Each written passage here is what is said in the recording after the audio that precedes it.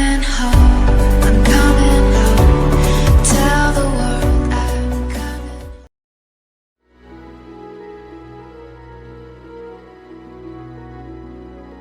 Jasher chapter 46. In those days Joseph was still confined in the prison house in the land of Egypt. At that time the attendants of Pharaoh were standing before him, the chief of the butlers and the chief of the bakers, which belonged to the king of Egypt. And the butler took wine and placed it before the king to drink, and the baker placed bread before the king to eat. And the king drank of the wine and ate of the bread. He and his servant and ministers had ate at the king's table. And whilst they were eating and drinking, the butler and the baker remained there. And Pharaoh's ministers found many flies in the wine, which the butler had brought, and stones of nitre were found in the baker's bread. And the captain of the guard placed Joseph as an attendant on Pharaoh's officers. And Pharaoh's officers were in confinement 1 year. And at the end of the year, they both dreamed dreams in one night, in the place of confinement where they were. And in the morning Joseph came to them to attend upon them as usual, and he saw them. And behold, their countenances were dejected and sad. And Joseph asked them, Why are your countenances sad and dejected this day? And they said unto him, We dreamed a dream, and there's no one to interpret it. And Joseph said unto them, Relate, I pray you, your dream unto me, and God shall give you an answer of peace as you desire. And the butler related his dream unto Joseph. And he said, I saw in my dream, and behold, a large vine was before me, and upon that vine I saw 3 branches. And the vine speedily blossomed, and reached a great height, and its clusters were ripened, and became grapes. And I took the grapes, and pressed them in a cup, and placed it in Pharaoh's hand, and he drank. And Joseph said unto him, The 3 branches that were upon the vine are 3 days. Yet within 3 days the king will order thee to be brought out, and he will restore thee to thy office. And thou shalt give the king his wine to drink, as at first, when thou wast his butler. But let me find favour in thy sight, that thou shalt remember me to Pharaoh, when it will be well with thee, and do kindness unto me, and let me brought forth from this prison, for I was stolen away from the land of Canaan, and was sold for a slave in this place. And also that which was told thee concerning my master's wife is false, for they placed me in this dungeon for naught. And the butler answered Joseph, saying, If the king deal well with me as at first, as thou hast interpreted to me, I will do all that thou desirest, and get thee brought out of this dungeon. And the baker, seeing that Joseph had accurately interpreted the butler's dream, also approached, and related the whole of his dream to Joseph. And he said unto him, In my dream I saw, and behold, 3 white baskets upon my head. And I looked, and behold, there were in the uppermost basket all manner of baked meats for Pharaoh. And behold, the birds were eating them from off my head. And Joseph said unto him, The 3 baskets which thou didst see are 3 days. Yet within 3 days Pharaoh will take off thy head, and hang thee upon a tree, and the birds will eat thy flesh from off thee, as thou sawest in thy dream. In those days the queen was about to be delivered, and upon that day she bare a son unto the king of Egypt. And they proclaimed that the king had gotten his firstborn son. And all the people of Egypt, together with the officers and servants of Pharaoh, rejoiced greatly. And upon the 3rd day of his birth, Pharaoh made a feast for his officers and servants, for the hosts of the land of Zoar and of the land of Egypt. And all the people of Egypt and the servants of Pharaoh came to eat and drink with the king at the feast of his son, and to rejoice at the king's rejoicing. And all the officers of the king and his servants were rejoicing at that time, for 8 days at the feast. And they made merry with all sorts of musical instruments, with timbrels and with dances in the king's house for 8 days. And the butler, to whom Joseph had interpreted his dream, forgot Joseph, and he did not mention him to the king as he had promised. For this thing was from the Lord, in order to punish Joseph, because he had trusted in man. And Joseph remained after this in the prison house 2 years, until he had completed 12 years. Jasher chapter 47. And Isaac, the son of Abraham, was still living in those days in the land of Canaan. He was very aged, 180 years old. And Esau his son, the brother of Jacob, was in the land of Edom. And he and his sons had possessions in it, amongst the children of Seir. And Esau heard that his father's time was drawing nigh to die. And he and his sons and household came unto the land of Canaan, unto his father's house. And Jacob and his sons went forth from the place where they dwelt in Hebron, and they all came to their father Isaac. And they found Esau and his sons in the tent. And Jacob and his sons sat before his father Isaac. And Jacob was still mourning for his son Joseph.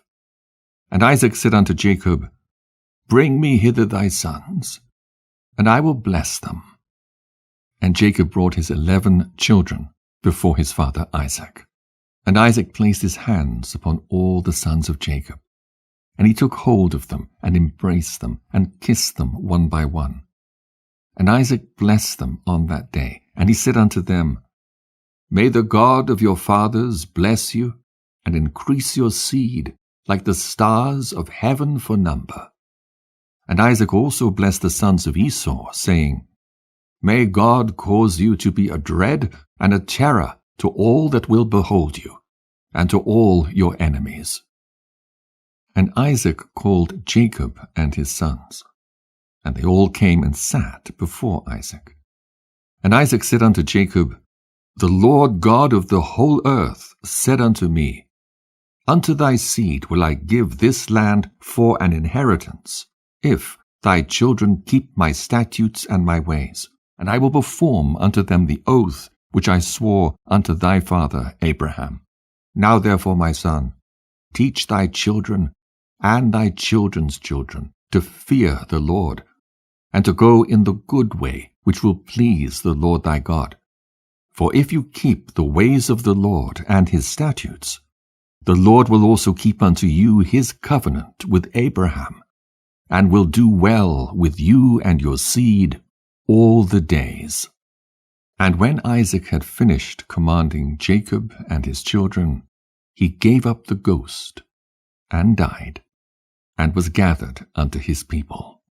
And Jacob and Esau fell upon the face of their father, and they wept. And Isaac was 180 years old when he died in the land of Canaan in Hebron. And his sons carried him to the cave of Machpelah, which Abraham had bought from the children of Heth, for a possession of a burial place. And all the kings of the land of Canaan went with Jacob and Esau to bury Isaac. And all the kings of Canaan showed Isaac great honor at his death. And the sons of Jacob and the sons of Esau went barefooted round about, walking and lamenting, until they reached Kiriath-arba. And Jacob and Esau buried their father Isaac in the cave of Machpelah, which is in Kiriath-arba in Hebron.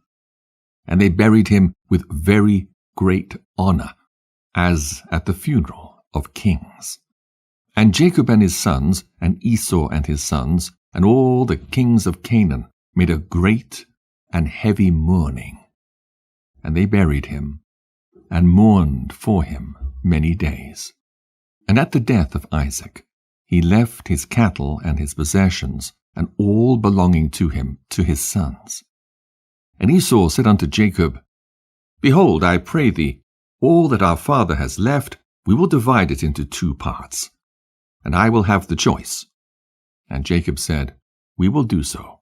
And Jacob took all that Isaac had left in the land of Canaan, the cattle and the property, and he placed them in 2 parts before Esau and his sons. And he said unto Esau, "Behold, all this is before thee. Choose thou thyself the half which thou wilt take."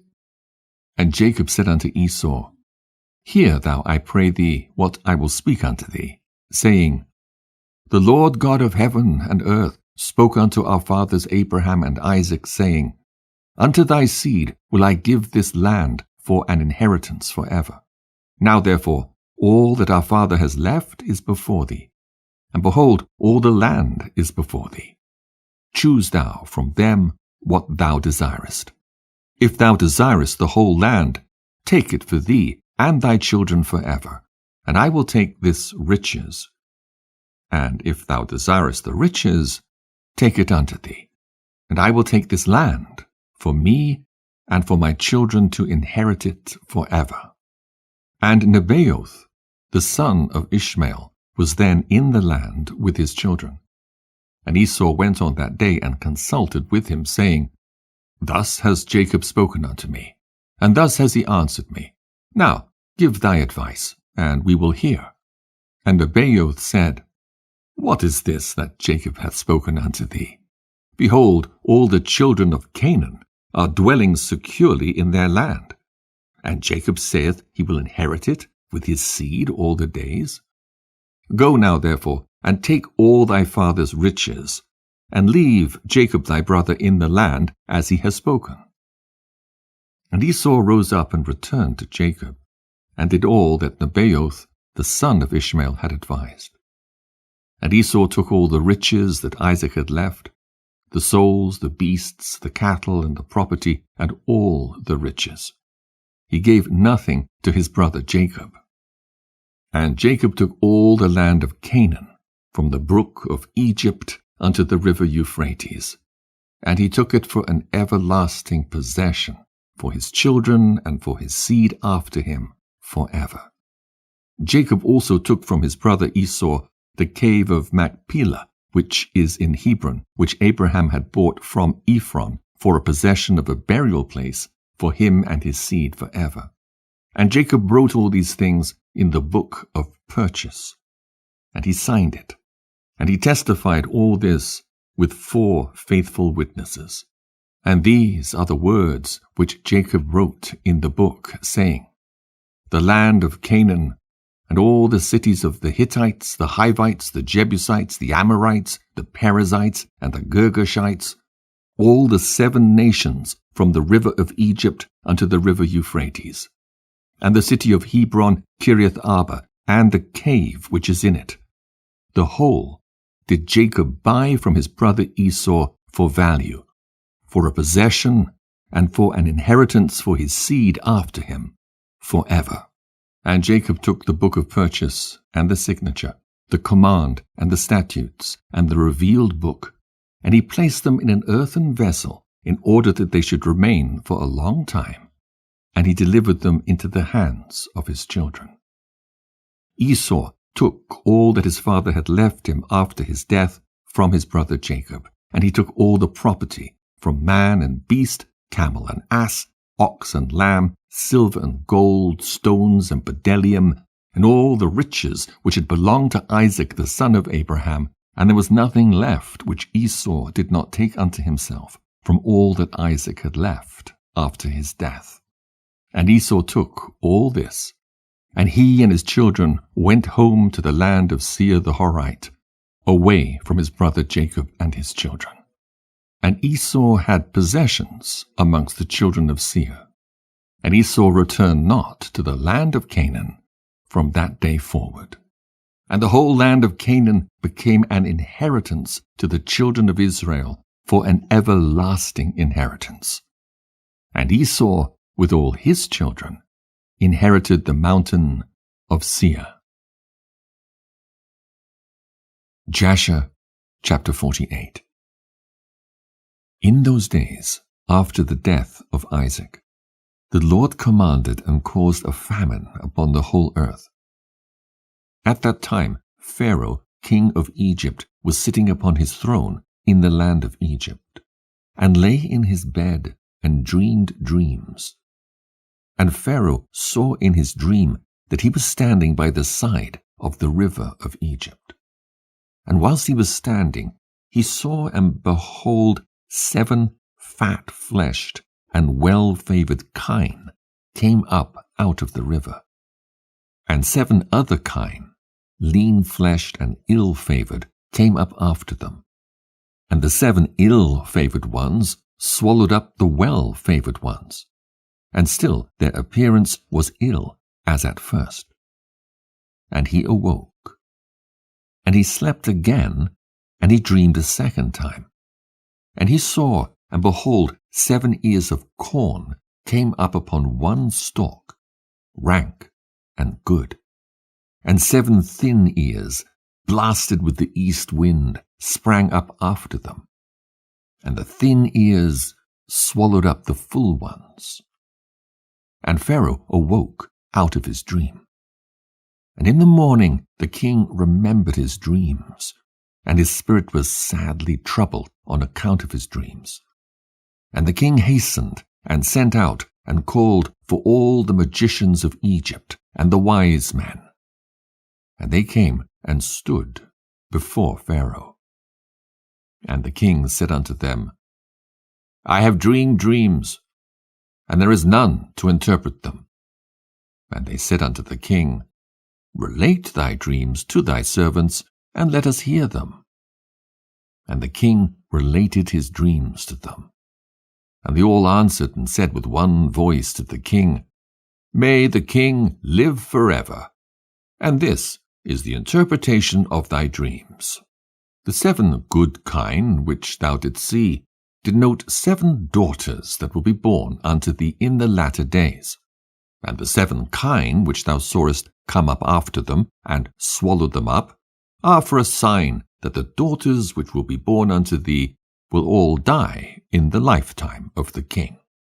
And that which thou didst see in the second dream, of 7 full good ears of corn coming up upon one stalk, this is their interpretation, that thou wilt build unto thyself in the latter days 7 cities throughout the land of Egypt.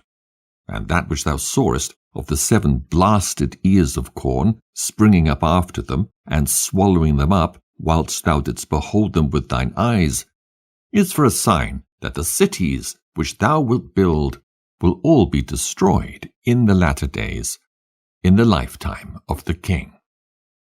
And when they spoke these words, the king did not incline his ear to their words, neither did he fix his heart upon them. For the king knew in his wisdom that they did not give a proper interpretation of the dreams. And when they had finished speaking before the king answered them, saying, What is this thing that you have spoken unto me? Surely you have uttered falsehood and spoken lies. Therefore now give the proper interpretation of my dreams, that you may not die. And the king commanded after this, and he sent and called again for other wise men, and they came and stood before the king. And the king related his dreams to them, and they all answered him according to the first interpretation. And the king's anger was kindled, and he was very wroth. And the king said unto them, Surely you speak lies, and utter falsehood in what you have said. And the king commanded that a proclamation should be issued throughout the land of Egypt, saying, It is resolved by the king and his great men, that any wise man who knoweth and understandeth the interpretation of dreams, and will not come this day before the king, shall die. And the man that will declare unto the king the proper interpretation of his dreams, there shall be given unto him all that he will require from the king. And all the wise men of the land of Egypt came before the king, together with all the magicians and sorcerers that were in Egypt and in Goshen, in Ramses, in Tachpanches, in Zoar, and in all the places on the borders of Egypt. And they all stood before the king.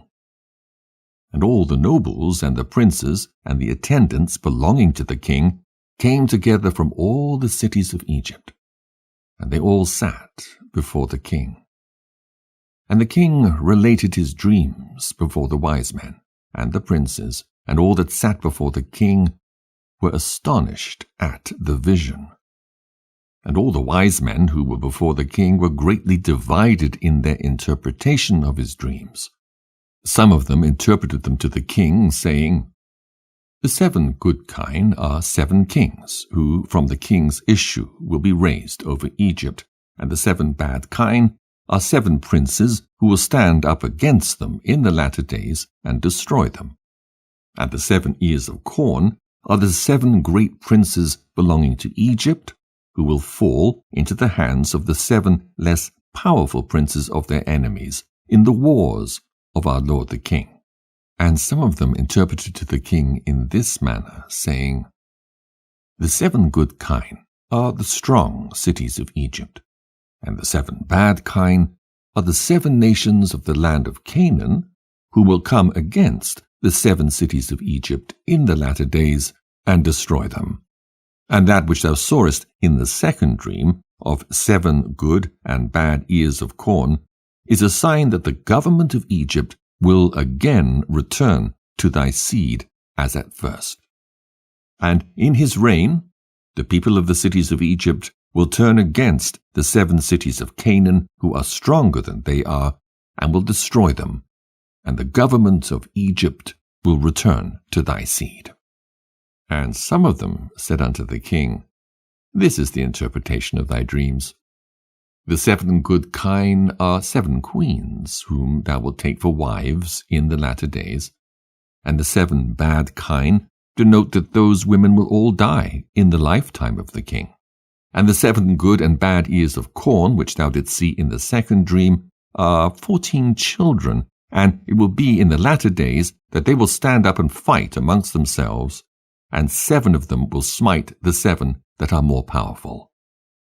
And some of them said these words unto the king, saying, "The 7 good kine denote that 7 children will be born to thee, and they will slay 7 of thy children's children in the latter days, and the 7 good ears of corn which thou didst see in the second dream are those princes against whom 7 other less powerful princes will fight and destroy them in the latter days, and avenge thy children's cause, and all the government will again return to thy seed." And the king heard all the words of the wise men of Egypt, and their interpretation of his dreams, and none of them pleased the king. And the king knew in his wisdom that they did not altogether speak correctly in all these words. For this was from the Lord, to frustrate the words of the wise men of Egypt, in order that Joseph might go forth from the house of confinement, and in order that he should become great in Egypt. And the king saw that none amongst all the wise men and magicians of Egypt spoke correctly to him. And the king's wrath was kindled, and his anger burned within him. And the king commanded that all the wise men and magicians should go out from before him. And they all went out from before the king with shame and disgrace. And the king commanded that a proclamation be sent throughout Egypt to slay all the magicians that were in Egypt, and not one of them should be suffered to live. And the captains of the guards belonging to the king rose up, and each man drew his sword, and they began to smite the magicians of Egypt and the wise men. And after this, Merod, chief butler to the king, came and bowed down before the king, and sat before him. And the butler said unto the king, "May the king live forever, and his government be exalted in the land. Thou wast angry with thy servant in those days, now 2 years past, and didst place me in the ward. And I was for some time in the ward, I, and the chief of the bakers. And there was with us a Hebrew servant belonging to the captain of the guard. His name was Joseph, for his master had been angry with him and placed him in the house of confinement. and he attended us there. And in some time after, when we were in the ward, we dreamed dreams in one night. I and the chief of the bakers, we dreamed, each man according to the interpretation of his dream. And we came in the morning and told them to that servant, and he interpreted to us our dreams. To each man according to his dream did he correctly interpret. And it came to pass, as he interpreted to us, so was the event. There fell not to the ground any of his words. And now therefore, my lord and king, do not slay the people of Egypt for naught. Behold, that slave is still confined in the house by the captain of the guard his master, in the house of confinement. If it pleaseth the king, let him send for him, that he may come before thee, and he will make known to thee the correct interpretation of the dream which thou didst dream. And the king heard the words of the chief butler, and the king ordered that the wise men of Egypt should not be slain. And the king ordered his servants to bring Joseph before him. And the king said unto them, Go to him, and do not terrify him, lest he be confused, and will not know to speak properly. And the servants of the king went to Joseph, and they brought him hastily out of the dungeon. And the king's servants shaved him, and he changed his prison garment, and he came before the king. And the king was sitting upon his royal throne, in a princely dress, girt around with a golden ephod. And the fine gold which was upon it sparkled, and the carbuncle and the ruby and the emerald, together with all the precious stones that were upon the king's head, dazzled the eye. And Joseph wondered greatly at the king.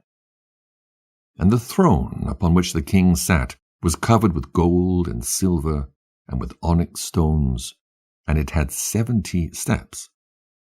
And it was their custom throughout the land of Egypt that every man who came to speak to the king, if he was a prince, or one that was estimable in the sight of the king, he ascended to the king's throne as far as the 31st step, and the king would descend to the 36th step, and speak with him. If he was one of the common people, he ascended up to the 3rd step, and the king would descend to the 4th, and speak to him. And their custom was, moreover, that any man who understood to speak all the 70 languages, he ascended the 70 steps, and went up and spoke till he reached the king. And any man who could not complete the 70, he ascended as many steps as the languages which he knew to speak in. And it was customary in those days that no one should reign over them, but who understood to speak in the 70 languages.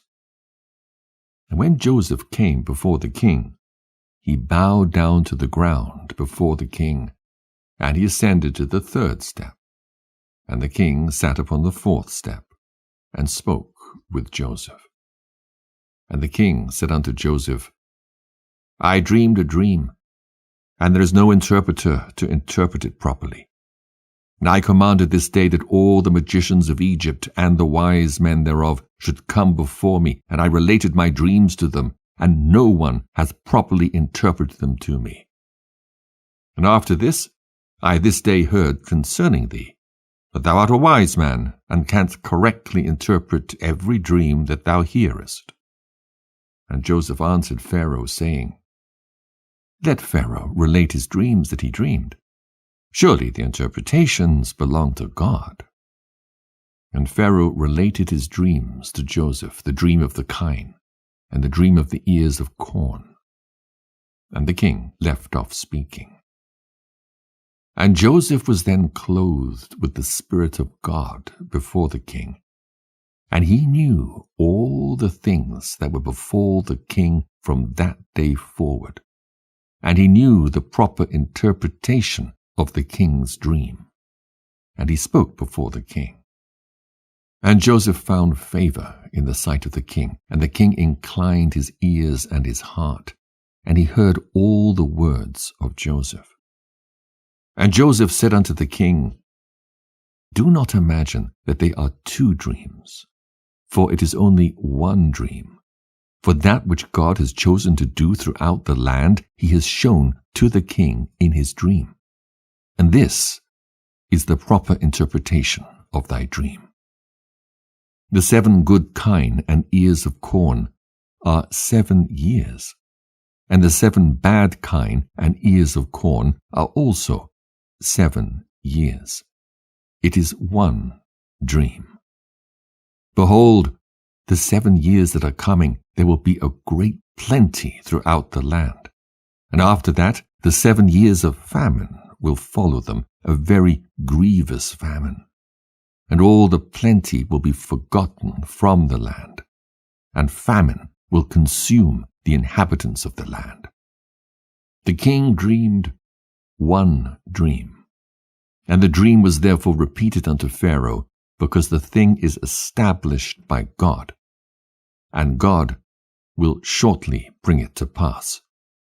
Now therefore I will give thee counsel, and deliver thy soul and the souls of the inhabitants of the land from the evil of the famine, that thou seek throughout thy kingdom for a man very discreet and wise, who knoweth all the affairs of government, and appoint him to superintend over the land of Egypt.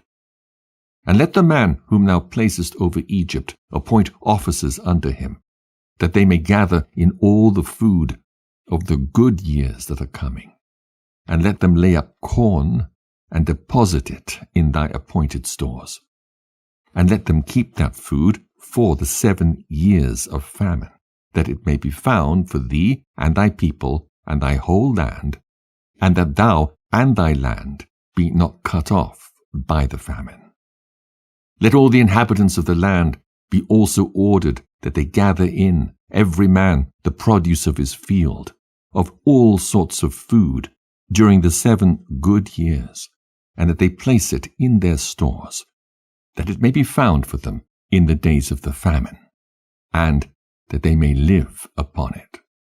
This is the proper interpretation of thy dream, and this is the counsel given to save thy soul and the souls of all thy subjects. And the king answered and said unto Joseph, Who saith and who knoweth that thy words are correct? And he said unto the king, This shall be a sign for thee respecting all my words, that they are true, and that my advice is good for thee. Behold, thy wife sitteth this day upon the stool of delivery, and she will bear thee a son, and thou wilt rejoice with him. When thy child shall have gone forth from his mother's womb, thy firstborn son that has been born these 2 years back shall die, and thou wilt be comforted in the child that will be born unto thee this day. And Joseph finished speaking these words to the king, and he bowed down to the king, and he went out. And when Joseph had gone out from the king's presence, those signs which Joseph had spoken unto the king came to pass on that day. And the queen bare a son on that day. And the king heard the glad tidings about his son, and he rejoiced. And when the reporter had gone forth from the king's presence, the king's servants found the firstborn son of the king fallen dead upon the ground. And there was great lamentation and noise in the king's house. And the king heard it, and he said, What is the noise and lamentation that I have heard in the house? And they told the king that his firstborn son had died. Then the king knew that all Joseph's words that he had spoken were correct. And the king was consoled for his son by the child that was born to him on that day, as Joseph had spoken. Jasher chapter 49. After these things the king sent and assembled all his officers and servants, and all the princes and nobles belonging to the king. And they all came before the king. And the king said unto them, Behold, you have seen and heard all the words of this Hebrew man, and all the signs which he declared would come to pass, and not any of his words have fallen to the ground. you know that he has given a proper interpretation of the dream, and it will surely come to pass. Now therefore take counsel, and know what you will do, and how the land will be delivered from the famine. Seek now, and see whether the like can be found, in whose heart there is wisdom and knowledge, and I will appoint him over the land. For you have heard what the Hebrew man has advised concerning this, to save the land therewith from the famine. And I know that the land will not be delivered from the famine, but with the advice of the Hebrew man, him that advised me. And they all answered the king and said, The counsel which the Hebrew has given concerning this is good. Now therefore, O Lord and King, behold, the whole land is in thy hand. Do that which seemeth good in thy sight. Him whom thou chooses, and whom thou in thy wisdom knowest to be wise and capable of delivering the land with his wisdom, him shall the king appoint to be under him over the land. And the king said to all the officers, I have thought that since God has made known to the Hebrew man all that he has spoken, there is none so discreet and wise in the whole land as he is. If it seem good in your sight, I will place him over the land, for he will save the land with his wisdom. And all the officers answered the king and said, But surely it is written in the laws of Egypt, and it should not be violated, that no man shall reign over Egypt, nor be second to the king, but one who has knowledge of all the languages of the sons of men. Now therefore, our Lord and King, behold, this Hebrew man can only speak the Hebrew language. And how then can he be over us, the second under government, a man who does not even knoweth our language? Now we pray thee, send for him, and let him come before thee, and prove him in all things, and do as thou see fit. And the king said, It shall be done tomorrow, and the thing that you have spoken is good. And all the officers came on that day before the king. And on that night the Lord sent one of his ministering angels, and he came into the land of Egypt unto Joseph. And the angel of the Lord stood over Joseph. And behold, Joseph was lying in the bed at night in his master's house in the dungeon, for his master had put him back into the dungeon on account of his wife. And the angel roused him from his sleep. And Joseph rose up and stood upon his legs, and behold, the angel of the Lord was standing opposite to him. And the angel of the Lord spoke with Joseph, and he taught him all the languages of man in that night. And he called his name Jehoshaphat.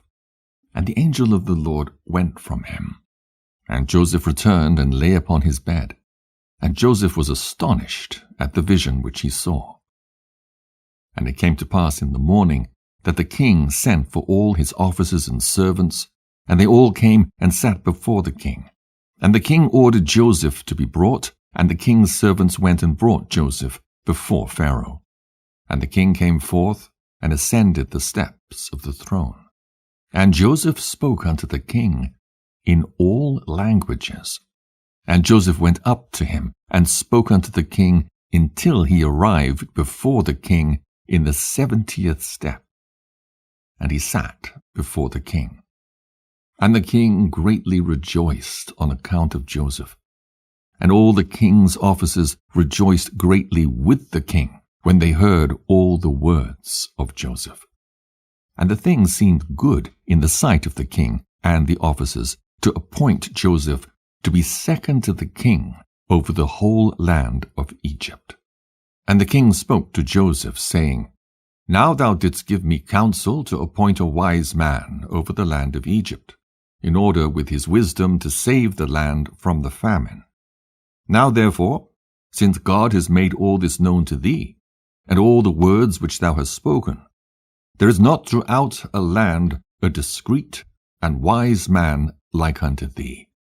And thy name shall no more be called Joseph, but Zaphnath-Paaneah shall be thy name. Thou shalt be second to me.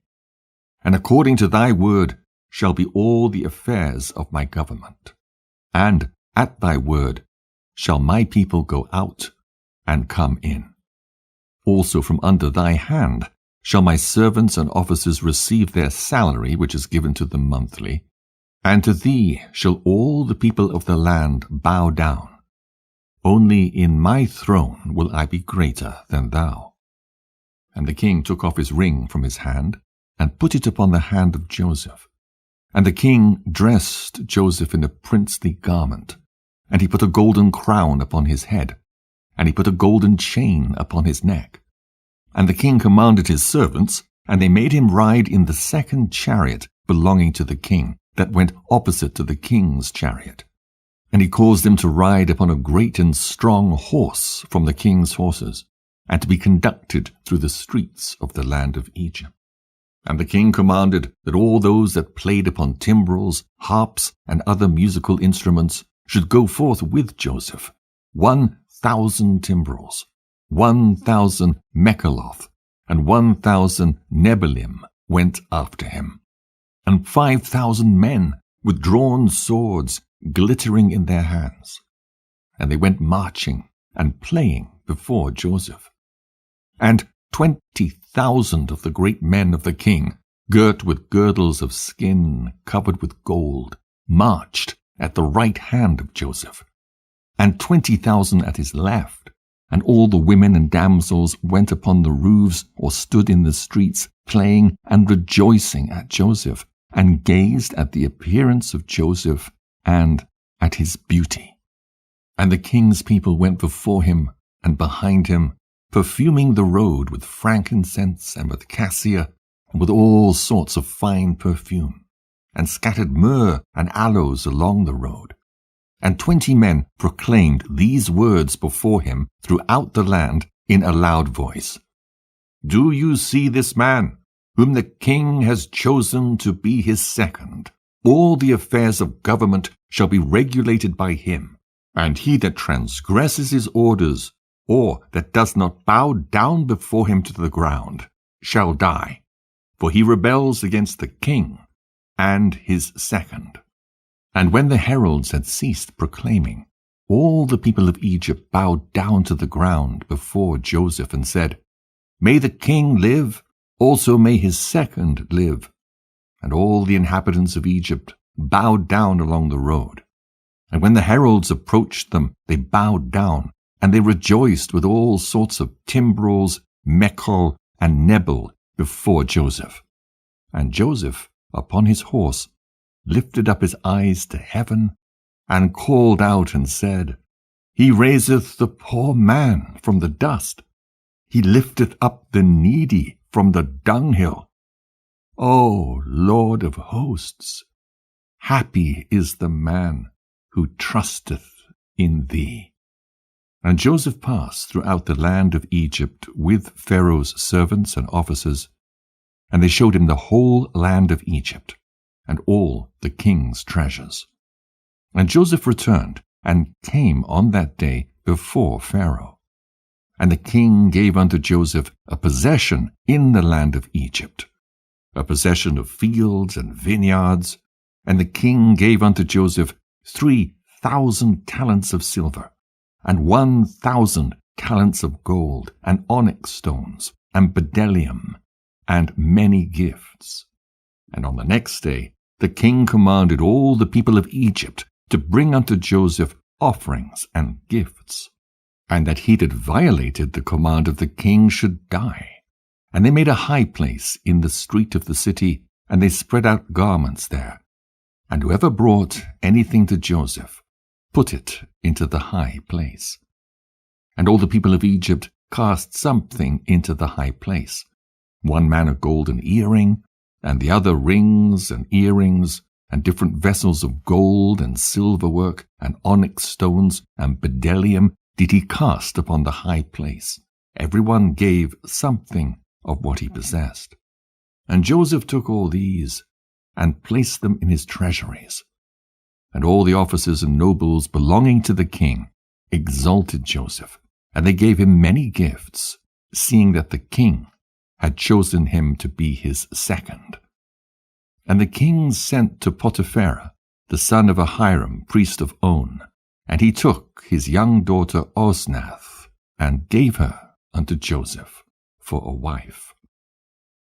And the damsel was very comely, a virgin, one whom man had not known.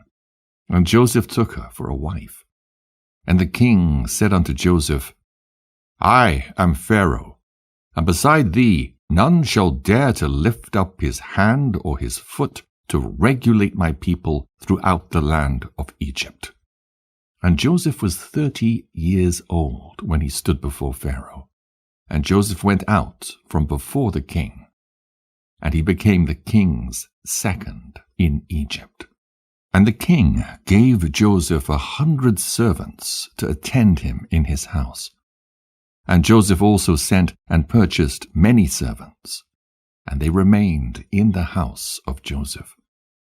Joseph then built for himself a very magnificent house, like unto the houses of kings, before the court of the king's palace.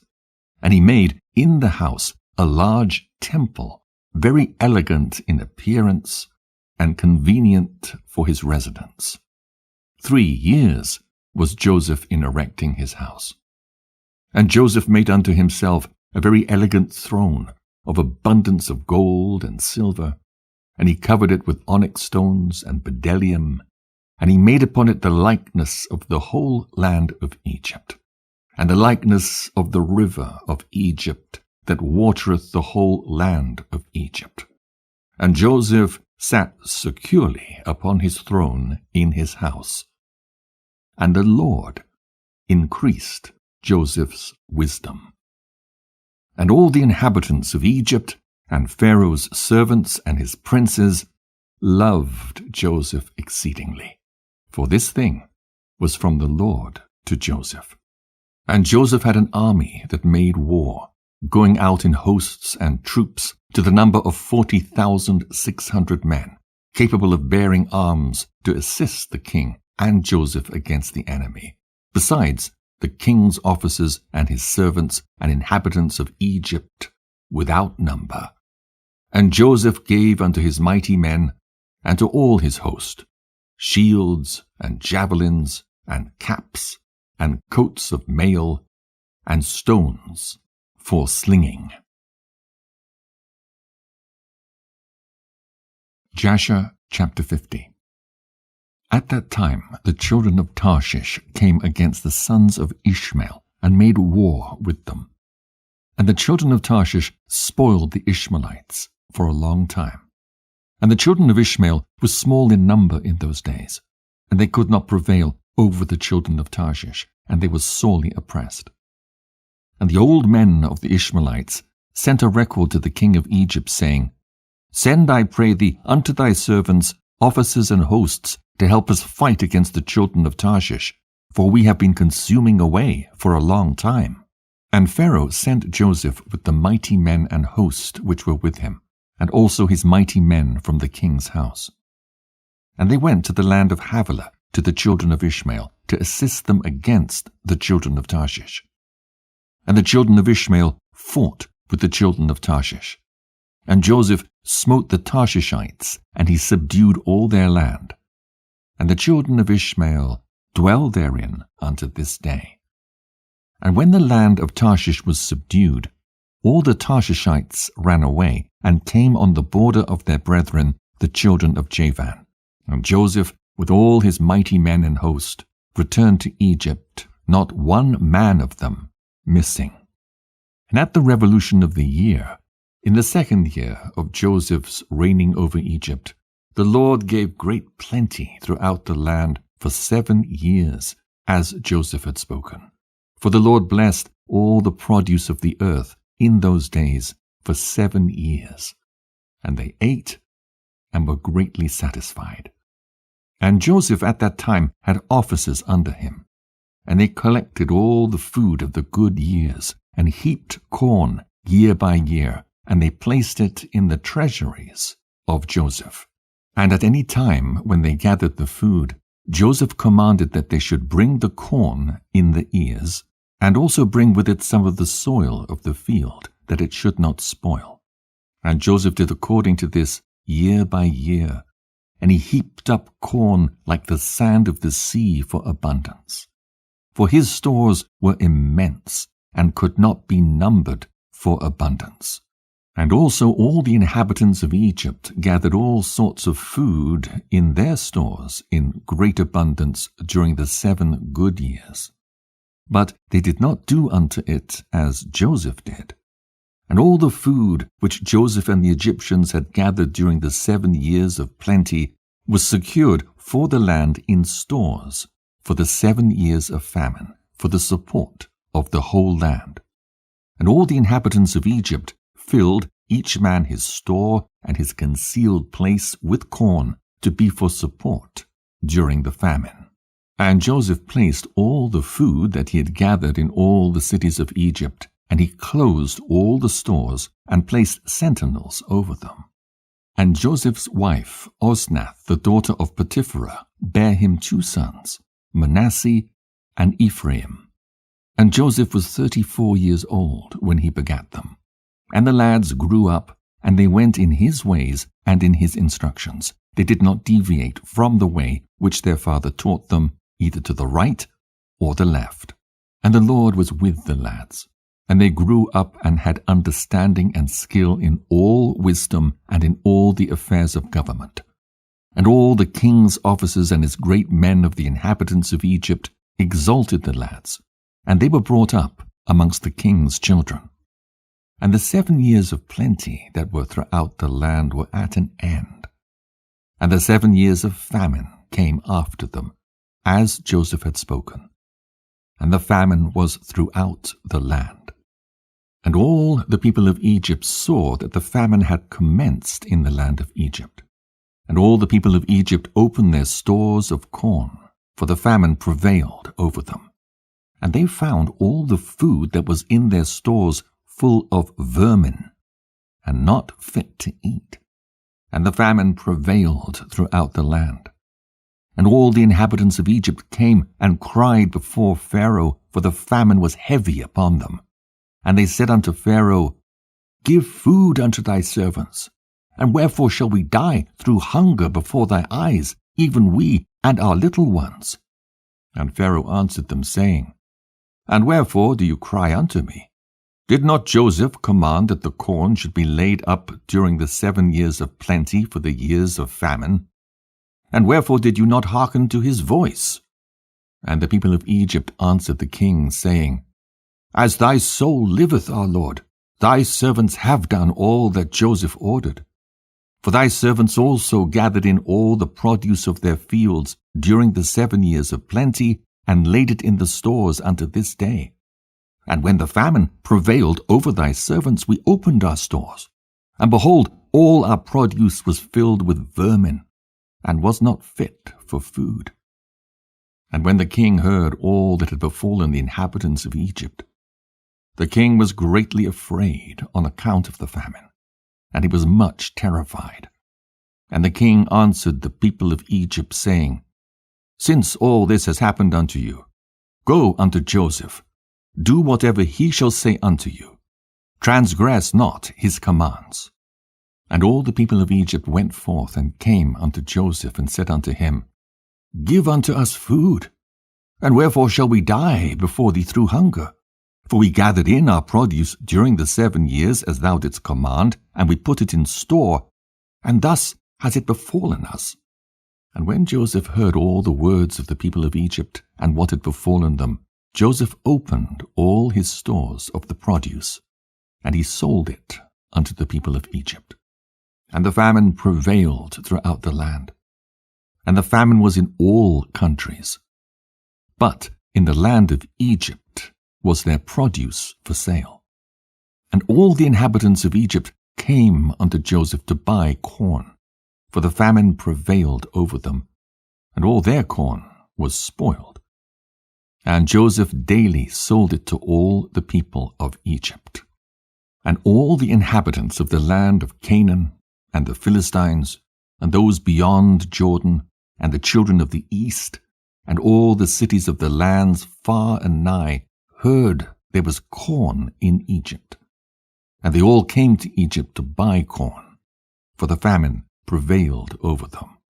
And Joseph opened the stores of corn, and placed officers over them, and they daily stood and sold to all that came. And Joseph knew that his brethren also would come to Egypt to buy corn, for the famine prevailed throughout the earth. And Joseph commanded all his people that they should cause it to be proclaimed throughout the land of Egypt, saying, "It is the pleasure of the king, of his second, and of their great men, that any person who wishes to buy corn in Egypt shall not send his servants to Egypt to purchase, but his sons, and also any Egyptian or Canaanite who shall come from any of the stores from buying corn in Egypt, and shall go and sell it throughout the land, he shall die, for no one shall buy but for the support of his household. And any man leading 2 or 3 beasts shall die, for a man shall only lead his own beast." And Joseph placed sentinels at the gates of Egypt and commanded them, saying, "Any person who may come to buy corn, suffer him not to enter until his name and the name of his father and the name of his father's father be written down.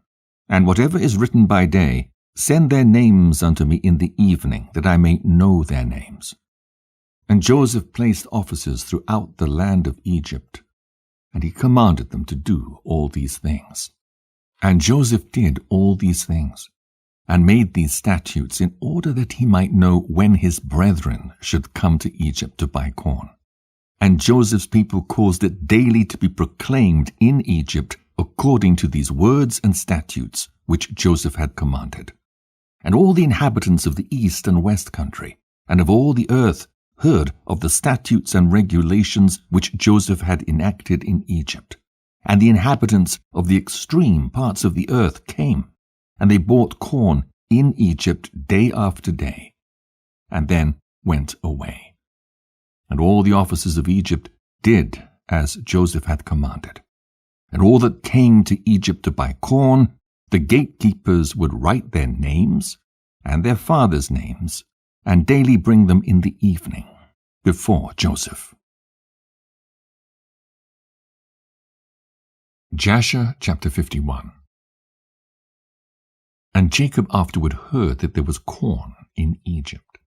And he called unto his sons to go to Egypt to buy corn, for upon them also did the famine prevail. And he called unto his sons, saying, Behold, I hear that there is corn in Egypt, and all the people of the earth go there to purchase.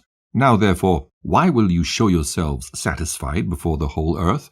Go you also down to Egypt, and buy us a little corn amongst those that come there, that we may not die. And the sons of Jacob hearkened to the voice of their father. And they rose up to go down to Egypt, in order to buy corn amongst the rest that came there. And Jacob their father commanded them, saying, When you come into the city, do not enter together in one gate, on account of the inhabitants of the land. And the sons of Jacob went forth, and they went to Egypt. And the sons of Jacob did all as their father had commanded them. And Jacob did not send Benjamin, for he said, lest an accident might befall him on the road like his brother. And 10 of Jacob's sons went forth. And whilst the sons of Jacob were going on the road, they repented of what they'd done to Joseph.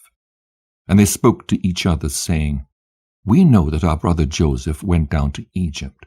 And now we will seek him where we go. And if we find him, we will take him from his master for a ransom, and if not, by force, and we will die for him. And the sons of Jacob agreed to this thing, and strengthened themselves on account of Joseph to deliver him from the hand of his master. And the sons of Jacob went to Egypt. And when they came near to Egypt, they separated from each other, and they came through 10 gates of Egypt. And the gatekeepers wrote their names on that day, and brought them to Joseph in the evening. And Joseph read the names from the hand of the gatekeepers of the city, and he found that his brethren had entered at the 10 gates of the city. And Joseph at that time commanded that it should be proclaimed throughout the land of Egypt, saying, Go forth, all ye store guards, close all the corn stores, and let only one remain open, that those who come may purchase from it. And all the officers of Joseph did so at that time, and they closed all the stores, and left only one open. And Joseph gave the written names of his brethren to him that was set over the open store. And he said unto him, Whosoever shall come to thee to buy corn, ask his name, and when men of these names shall come before thee, seize them, and send them. And they did so. And when the sons of Jacob came into the city, they joined together in the city to seek Joseph before they bought themselves corn. And they went to the walls of the harlots, and they sought Joseph in the walls of the harlots for 3 days, for they thought that Joseph would come in the walls of the harlots, for Joseph was very comely and well favored. And the sons of Jacob sought Joseph for 3 days, and they could not find him. And the man who was set over the open store sought for those names which Joseph had given him, and he did not find them. And he sent to Joseph, saying, These 3 days have passed, and those men whose names thou didst give unto me have not come. And Joseph sent servants to seek the men in all Egypt, and to bring them before Joseph. And Joseph's servants went and came into Egypt, and could not find them. And went to Goshen, and they were not there. And then went to the city of Ramses, and could not find them. And Joseph continued to send 16 servants to seek his brothers. And they went and spread themselves in the 4 corners of the city.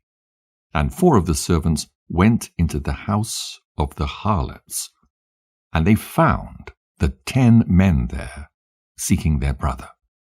And those 4 men took them and brought them before him, and they bowed down to him to the ground.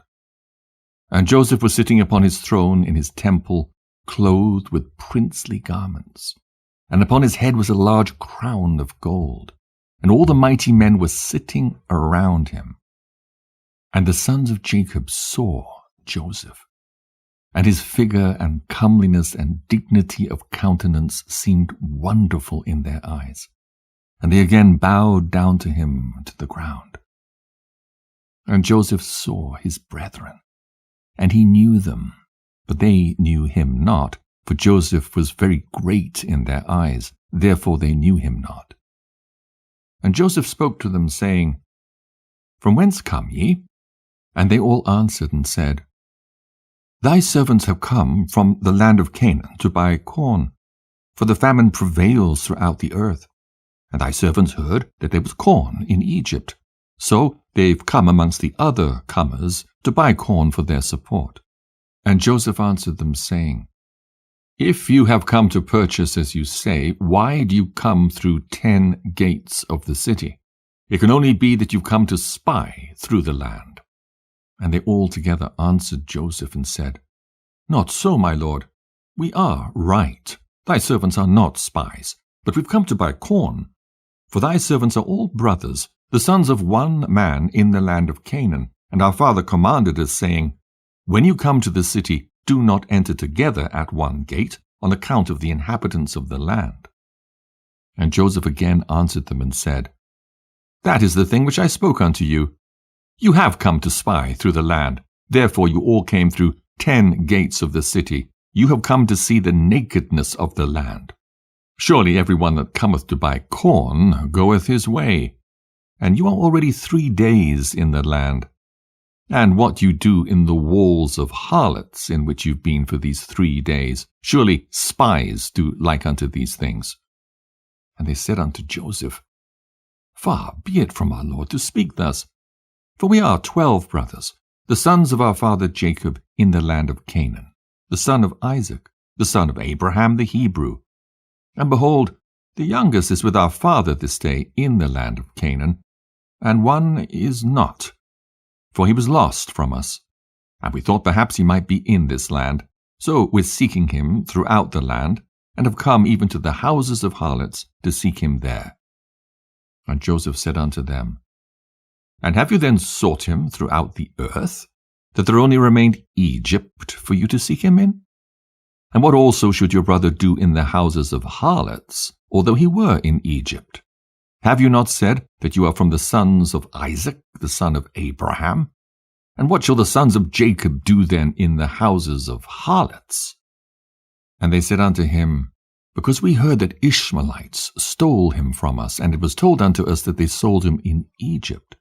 And thy servant, our brother, is very comely and well favored, so we thought he would surely be in the houses of harlots. Therefore thy servants went there to seek him and give ransom for him. And Joseph still answered them, saying, Surely you speak falsely and utter lies, to say of yourselves that you are the sons of Abraham. As Pharaoh liveth, you are spies. Therefore have you come to the houses of harlots, that you should not be known. And Joseph said unto them, And now if you find him, and his master requireth of you a great price, will you give it for him? And they said, It shall be given. And he said unto them, And if his master will not consent to part with him for a great price, what will you do unto him on his account? And they answered him, saying, If he will not give him unto us, we will slay him, and take our brother, and go away. And Joseph said unto them, That is the thing which I have spoken to you. You are spies, for you are come to slay the inhabitants of the land. For we heard that 2 of your brethren smote all the inhabitants of Shechem in the land of Canaan on account of your sister. And you now come to do the like in Egypt on account of your brother. Only hereby shall I know that you are true men, if you will send home one from amongst you to fetch your youngest brother from your father, and to bring him here unto me. And by doing this thing, I will know that you are right. And Joseph called to 70 of his mighty men, and he said unto them, Take these men, and bring them into the ward. And the mighty men took the 10 men.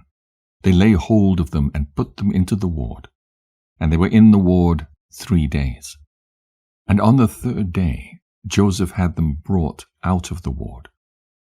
And he said unto them, Do this for yourselves, if you be true men, so that you may live. 1 of your brethren shall be confined in the ward, whilst you go and take home the corn for your household to the land of Canaan, and fetch your youngest brother, and bring him here unto me, that I may know that you are true men when you do this thing. And Joseph went out from them, and came into the chamber, and wept a great weeping, for his pity was excited for them. And he washed his face, and returned to them again. And he took Simeon from them, and ordered him to be bound. But Simeon was not willing to be done so, for he was a very powerful man, and they could not bind him. And Joseph called unto his mighty men, and 70 valiant men came before him with drawn swords in their hands. And the sons of Jacob were terrified at them. And Joseph said unto them, Seize this man, and confine him in prison until his brethren come to him. And Joseph's valiant men hastened, and they all laid hold of Simeon to bind him. And Simeon gave a loud and terrible shriek, and the cry was heard at a distance. And all the valiant men of Joseph were terrified at the sound of the shriek, that they all fell upon their faces, and they were greatly afraid, and fled. And all the men that were with Joseph fled, for they were greatly afraid of their lives. And only Joseph and Manasseh his son remained there. And Manasseh the son of Joseph saw the strength of Simeon, and he was exceedingly wroth. And Manasseh the son of Joseph rose up to Simeon, and Manasseh smote Simeon a heavy blow with his fist against the back of his neck. And Simeon was stilled of his rage. And Manasseh laid hold of Simeon, and he seized him violently, and he bound him and brought him into the house of confinement. And all the sons of Jacob were astonished at the act of the youth. And Simeon said unto his brethren, None of you must say that this is the smiting of an Egyptian, but it is the smiting of the house of my father. And after this, Joseph ordered him to be called, who was set over the storehouse, to fill their sacks with corn as much as they could carry, and to restore every man's money into his sack, and to give them provision for the road. And thus he did unto them. And Joseph commanded them, saying, Take heed lest you transgress my orders to bring your brother as I have told you. And it shall be, when you bring your brother hither unto me, then will I know that you are true men, and you shall traffic in the land. And I will restore unto you your brother, and you shall return in peace to your father. And they all answered and said, According as our Lord speaketh, so will we do. And they bowed down to him to the ground. And every man lifted his corn upon his ass. And they went out to go to the land of Canaan to their father. And they came to the inn, and Levi spread his sack to give provender to his ass. And he saw, and behold, his money in full weight was still in his sack. And the man was greatly afraid, and he said unto his brethren, My money is restored, and lo, it is even in my sack.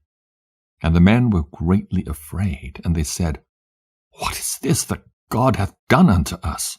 And they all said, And where is the Lord's kindness with our fathers, with Abraham, Isaac, and Jacob, that the Lord has this day delivered us into the hands of the king of Egypt to contrive against us?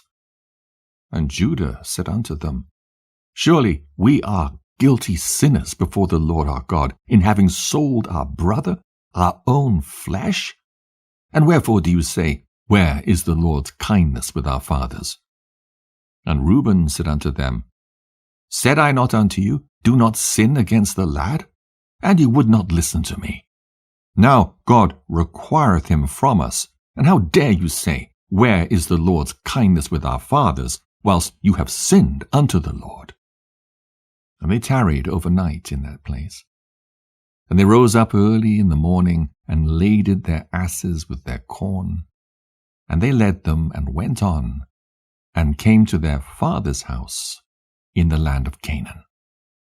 And Jacob and his household went out to meet his sons. And Jacob saw, and behold, their brother Simeon was not with them. And Jacob said unto his sons, Where is your brother Simeon, whom I do not see? And his sons told him all that had befallen them in Egypt. Jasher chapter 52. And they entered their house, and every man opened his sack, and they saw, and behold, every man's bundle of money was there, at which they and their father were greatly terrified. And Jacob said unto them, What is this that you've done to me? I sent your brother Joseph to inquire after your welfare, and you said unto me, A beast did devour him. And Simeon went with you to buy food, and you say the king of Egypt hath confined him in prison. And you wish to take Benjamin, to cause his death also, and to bring down my gray hairs with sorrow to the grave, on account of Benjamin and his brother Joseph? Now therefore my son shall not go down with you, for his brother is dead, and he is left alone, and mischief may befall him by the way in which you go, as it befell his brother. And Reuben said unto his father, Thou shalt slay my 2 sons, if I do not bring thy son and place him before thee. And Jacob said unto his sons, Abide ye here, and do not go down to Egypt. For my son shall not go down with you to Egypt, nor die like his brother. And Judah said unto them, Refrain ye from him until the corn is finished. And he will then say, Take down your brother, when he will find his own life and the life of his household in danger from the famine. And in those days the famine was sore throughout the land. And all the people of the earth went and came to Egypt to buy food, for the famine prevailed greatly amongst them. And the sons of Jacob remained in Canaan 1 year and 2 months, until their corn was finished. And it came to pass, after their corn was finished, the whole household of Jacob was pinched with hunger. And all the infants of the sons of Jacob came together, and they approached Jacob, and they all surrounded him, and they said unto him, Give unto us bread, and wherefore shall we perish through hunger in thy presence? Jacob heard the words of his sons' children, and he wept a great weeping, and his pity was roused for them. And Jacob called unto his sons, and they all came and sat before him. And Jacob said unto them, And have you not seen how your children have been weeping over me this day, saying, Give unto us bread, and there is none? Now therefore return, and buy for us a little food. And Judah answered and said unto his father, If thou wilt send our brother with us, we will go down and buy corn for thee. And if thou wilt not send him, then we will not go down. For surely the king of Egypt particularly enjoined us, saying, You shall not see my face, unless your brother be with you.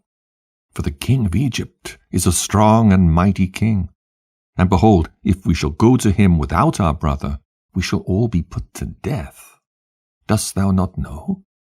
And hast thou not heard that this king is very powerful and wise, and there is not like unto him in all the earth?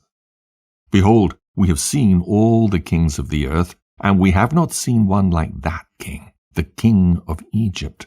Surely amongst all the kings of the earth there is none greater than Abimelech, king of the Philistines. Yet the king of Egypt is greater and mightier than he, and Abimelech can only be compared to one of his officers. Father, hast thou not seen his palace and his throne, and all his servants standing before him? Thou hast not seen that king upon his throne in his pomp and royal appearance, dressed in his kingly robes, with a large golden crown upon his head. Thou hast not seen the honor and glory which God has given unto him, for there is not like unto him in all the earth. Father, thou hast not seen the wisdom, the understanding, and the knowledge which God has given in his heart, nor heard his sweet voice when he spake unto us. We know not, Father, who made him acquainted with our names and all that befell us.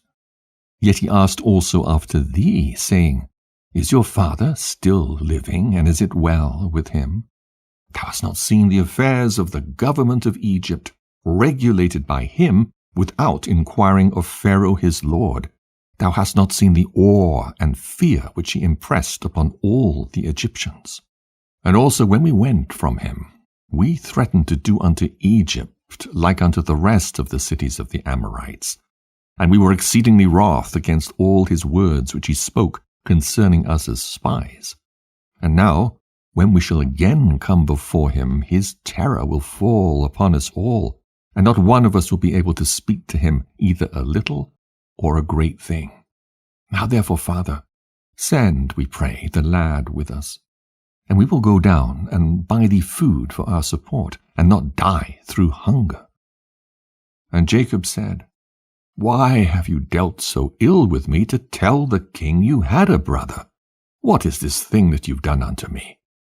And Judah said unto Jacob his father, Give the lad into my care, and we will rise up and go down to Egypt and buy corn, and then return. And it shall be when we return, if the lad be not with us, then let me bear thy blame forever. Hast thou seen all our infants weeping over thee through hunger, and there's no power in thy hand to satisfy them? Now let thy pity be roused for them, and send our brother with us, and we will go. For how will the Lord's kindness to our ancestors be manifested to thee, when thou sayest that the king of Egypt will take away thy son? As the Lord liveth, I will not leave him until I bring him and place him before thee. But pray for us unto the Lord, that he may deal kindly with us, to cause us to be received favorably and kindly before the king of Egypt and his men. For had we not delayed, surely now we had returned a second time with thy son. And Jacob said unto his sons, I trust in the Lord God that he may deliver you and give you favor in the sight of the king of Egypt and in the sight of all his men. Now therefore rise up, and go to the man, and take for him in your hands a present from what can be obtained in the land, and bring it before him. And may the Almighty God give you mercy before him, that he may send Benjamin and Simeon your brethren with you. And all the men rose up, and they took their brother Benjamin, and they took in their hands a large present of the best of the land, and they also took a double portion of silver. And Jacob strictly commanded his sons concerning Benjamin, saying, Take heed of him in the way in which you are going, and do not separate yourselves from him in the road, neither in Egypt. And Jacob rose up from his sons, and spread forth his hands, and he prayed unto the Lord on account of his sons, saying, O Lord God of heaven and earth, remember thy covenant with our father Abraham. Remember it with my father Isaac, and deal kindly with my sons, and deliver them not into the hands of the king of Egypt. Do it, I pray thee, O God, for the sake of thy mercies, and redeem all my children, and rescue them from Egyptian power, and send them their 2 brothers. And all the wives of the sons of Jacob and their children lifted up their eyes to heaven, and they all wept before the Lord, and cried unto him to deliver their fathers from the hand of the king of Egypt. And Jacob wrote a record to the king of Egypt, and gave it into the hand of Judah, and into the hands of his sons for the king of Egypt, saying, From thy servant Jacob, son of Isaac, son of Abraham the Hebrew, the prince of God, to the powerful and wise king, the revealer of secrets, king of Egypt, greeting. Be it known to my lord, the king of Egypt, the famine was sore upon us in the land of Canaan, and I sent my sons to thee to buy us a little food from thee for our support. For my sons surrounded me, and I, being very old, cannot see with my eyes, for my eyes have become very heavy through age, as well as with daily weeping for my son, for Joseph, who was lost from before me. And I commanded my sons that they should not enter the gates of the city when they came to Egypt, on account of the inhabitants of the land. And I also commanded them to go about Egypt to seek for my son Joseph. Perhaps they might find him there. And they did so, and thou didst consider them as spies of the land. Have we not heard concerning thee that thou didst interpret Pharaoh's dream, and didst speak truly unto him? How then dost thou not know in thy wisdom whether my sons are spies or not? Now therefore, my lord and king, behold, I have sent my son before thee, as thou didst speak unto my sons. I beseech thee to put thy eyes upon him until he is returned in peace with his brethren. For dost thou not know, or hast thou not heard, that which our God did unto Pharaoh when he took my mother Sarah, and what he did unto Abimelech, king of the Philistines, on account of her, and also what our father Abraham did unto the 9 kings of Elam, how he smote them all with a few men that were with him, and also what my 2 sons Simeon and Levi did unto the 8 cities of the Amorites, how they destroyed them on account of their sister Dinah, and also on account of their brother Benjamin they consoled themselves for the loss of his brother Joseph. What will they then do for him when they see the hand of any people prevailing over them for his sake? Dost thou not know, O king of Egypt, that the power of God is with us, and that also God ever heareth our prayers, and forsaketh us not all the days? And when my sons told me of thy dealings with them, I called not unto the Lord on account of thee. For then thou wouldst have perished with thy men before my son Benjamin came before thee. But I thought that as Simeon my son was in thy house, perhaps thou mightest deal kindly with him. Therefore I did not this thing unto thee. Now therefore, behold, Benjamin my son cometh unto thee with my sons. Take heed of him, and put thy eyes upon him, and then will God place his eyes over thee and throughout thy kingdom. Now I have told thee all that is in my heart, and behold, my sons are coming to thee with their brother. Examine the face of the whole earth for their sake, and send them back in peace with their brethren. And Jacob gave the record to his sons into the care of Judah, to give it unto the king of Egypt. Jasher chapter 53.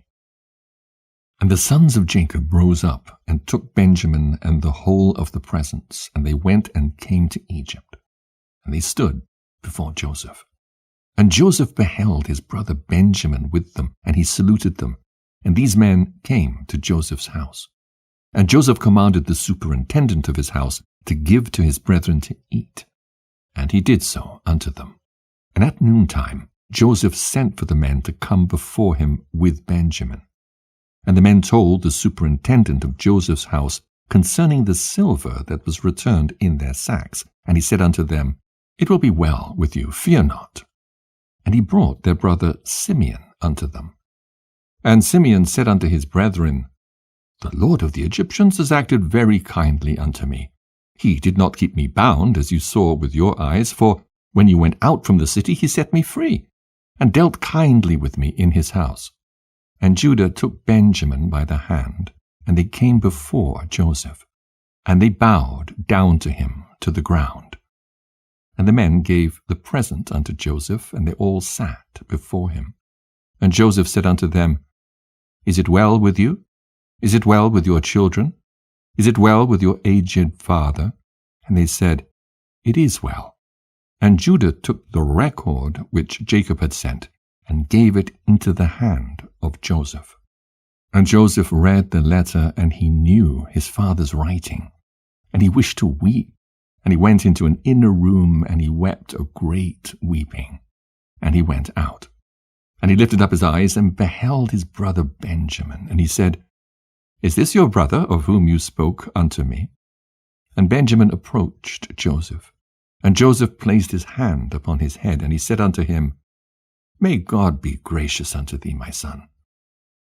And when Joseph saw his brother, the son of his mother, he again wished to weep, and he entered the chamber, and he wept there. And he washed his face, and went out, and refrained from weeping. And he said, Prepare food. And Joseph had a cup from which he drank, and it was of silver, beautifully inlaid with onyx stones and bdellium. And Joseph struck the cup in the sight of his brethren, whilst they were sitting to eat with him. And Joseph said unto the men, I know by this cup that Reuben, the firstborn, Simeon and Levi and Judah, Issachar and Zebulun are children from one mother. Seat yourselves to eat according to your births.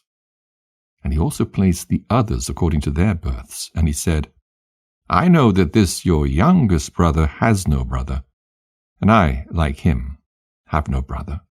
He shall therefore sit down to eat with me. And Benjamin went up before Joseph and sat upon the throne. And the men beheld the acts of Joseph, and they were astonished at them.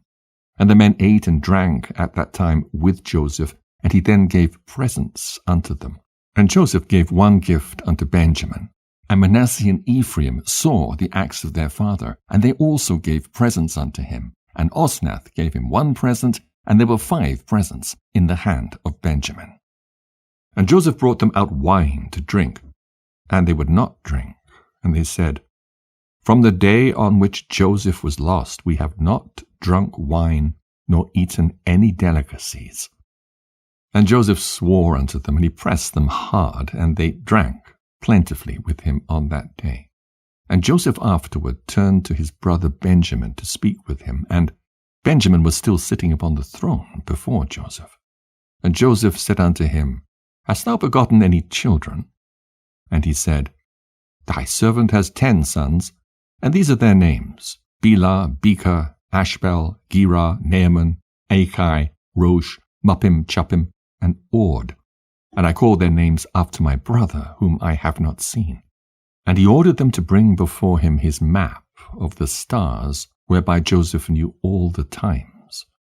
And Joseph said unto Benjamin, I have heard that the Hebrews are acquainted with all wisdom. Dost thou know anything of this?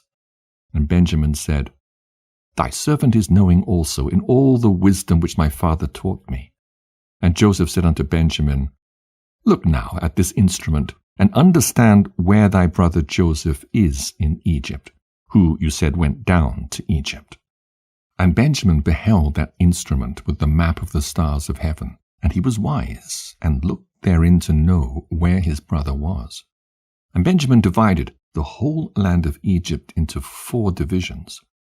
And he found that he who was sitting upon the throne before him was his brother Joseph. And Benjamin wondered greatly. And when Joseph saw that his brother Benjamin was so much astonished, he said unto Benjamin, What hast thou seen, and why art thou astonished? And Benjamin said unto Joseph, I can see by this that Joseph my brother sitteth here with me upon the throne.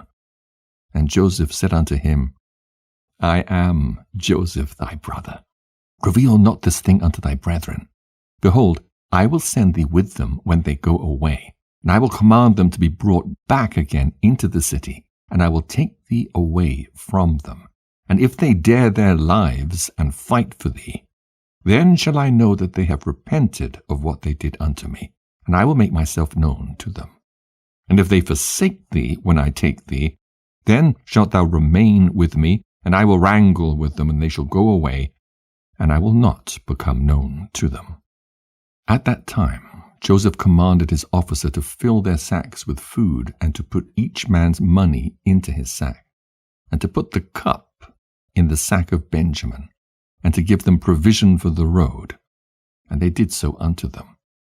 And on the next day the men rose up early in the morning, and they loaded their asses with their corn, and they went forth with Benjamin, and they went to the land of Canaan with their brother Benjamin. They had not gone far from Egypt, when Joseph commanded him that was set over his house, saying, Rise, pursue these men before they get too far from Egypt, and say unto them, Why have you stolen my master's cup? And Joseph's officer rose up, and he reached them, and he spoke unto them all the words of Joseph. And when they heard this thing, they became exceedingly wroth, and they said, He with whom thy master's cup shall be found shall die, and we will also become slaves.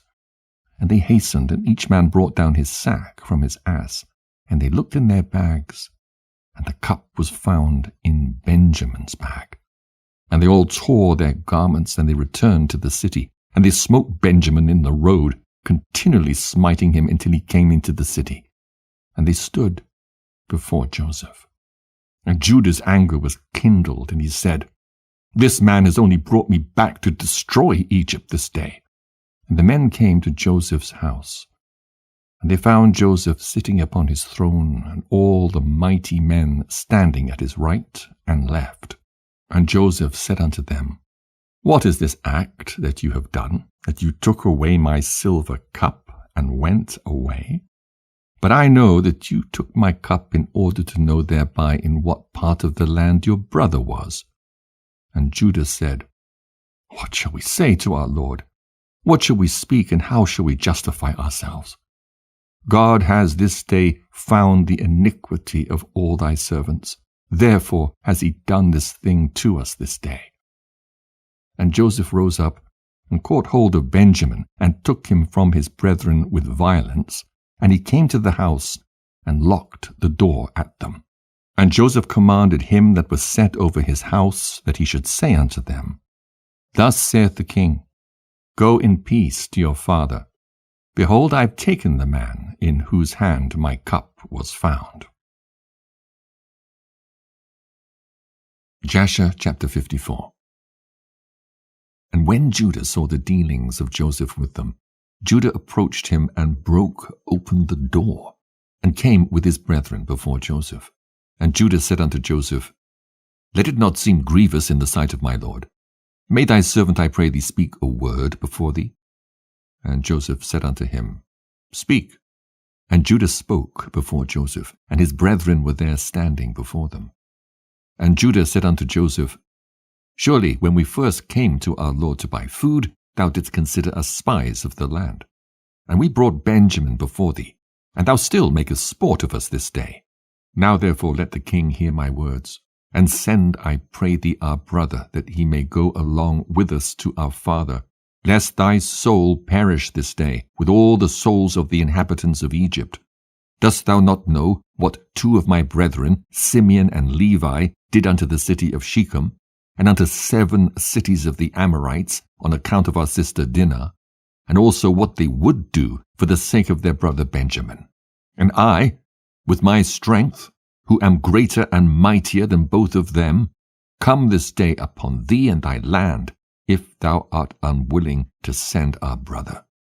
Hast thou not heard what our God, who made choice of us, did unto Pharaoh on account of Sarah our mother, whom he took away from our father, that he smote him and his household with heavy plagues, that even unto this day the Egyptians relate this wonder to each other? So will our God do unto thee on account of Benjamin, whom thou hast this day taken from his father, and on account of the evils which thou this day heapest over us in thy land. For our God will remember his covenant with our father Abraham, and bring evil upon thee, because thou hast grieved the soul of our father this day. Now therefore hear my words, that I have this day spoken before thee, and send our brother, that he may go away, lest thou and the people of thy land die by the sword, for you cannot all prevail over me. And Joseph answered Judah, saying, Why hast thou opened wide thy mouth? And why dost thou boast over us, saying, Strength is with thee? As Pharaoh liveth, if I command all my valiant men to fight with you, surely thou and these thy brethren would sink in the mire. And Judah said unto Joseph, Surely it becometh thee and thy people to fear me. As the Lord liveth, if I once draw my sword, I shall not sheath it again until I shall this day have slain all Egypt. And I will commence with thee, and finish with Pharaoh thy master.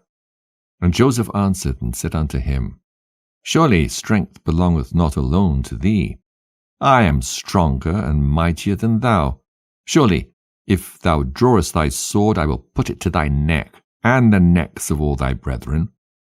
And Judah said unto him, Surely if I this day open my mouth against thee, I would swallow thee up, that thou be destroyed from off the earth, and perish this day from thy kingdom. And Joseph said, Surely if thou openest thy mouth, I have power and might to close thy mouth with a stone, until thou shalt not be able to utter a word. See how many stones are before us? Truly, I can take a stone and force it into thy mouth and break thy jaw.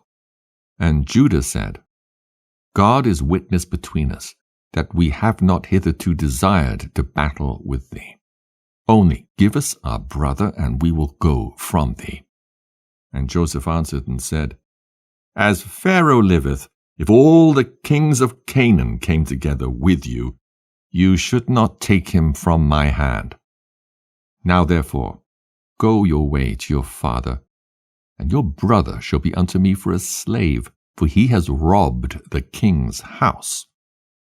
And Judah said, What is it to thee, or to the character of the king? Surely the king sendeth forth from his house throughout the land silver and gold, either in gifts or expenses, and thou still talkest about thy cup, which thou didst place in our brother's bag, and sayest that he has stolen it from thee.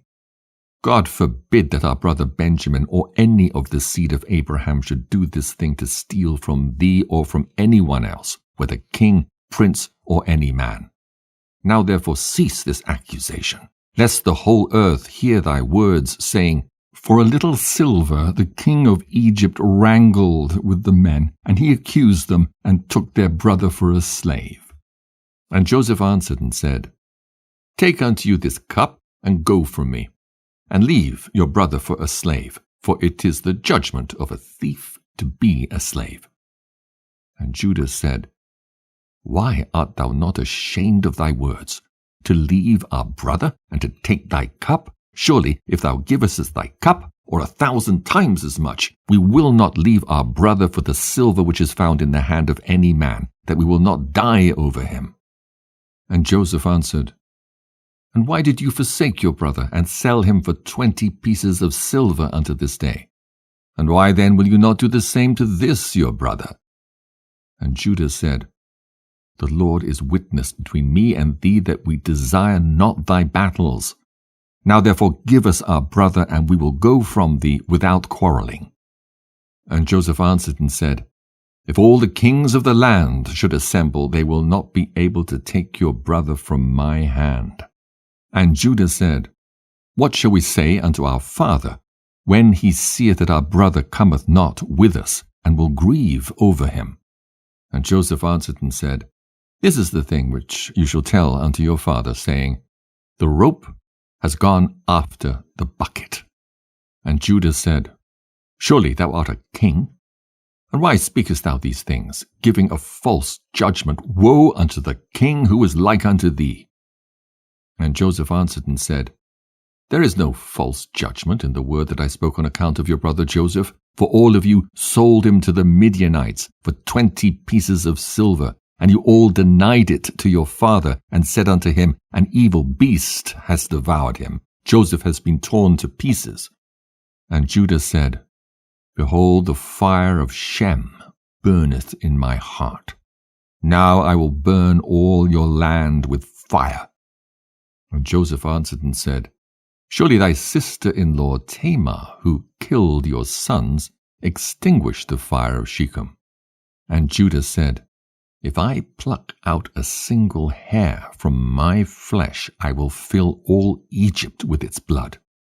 And Joseph answered and said, Such is your custom to do, as you did to your brother whom you sold, and you dipped his coat in blood, and brought it to your father, in order that he might say, An evil beast devoured him, and here is his blood.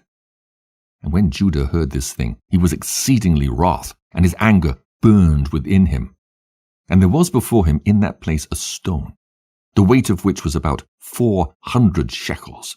And Judah's anger was kindled, and he took the stone in one hand, and cast it to the heavens, and caught it with his left hand. And he placed it afterward under his legs, and he sat upon it with all his strength. And the stone was turned into dust from the force of Judah. And Joseph saw the act of Judah, and he was very much afraid. But he commanded Manasseh his son, and he also did with another stone like unto the act of Judah. And Judah said unto his brethren, Let not any of you say, This man is an Egyptian, but by his doing this thing he is of our father's family. And Joseph said, Not to you only is strength given, for we are also powerful men. And why will you boast over us all? And Judah said unto Joseph, Send, I pray thee, our brother, and ruin not thy country this day.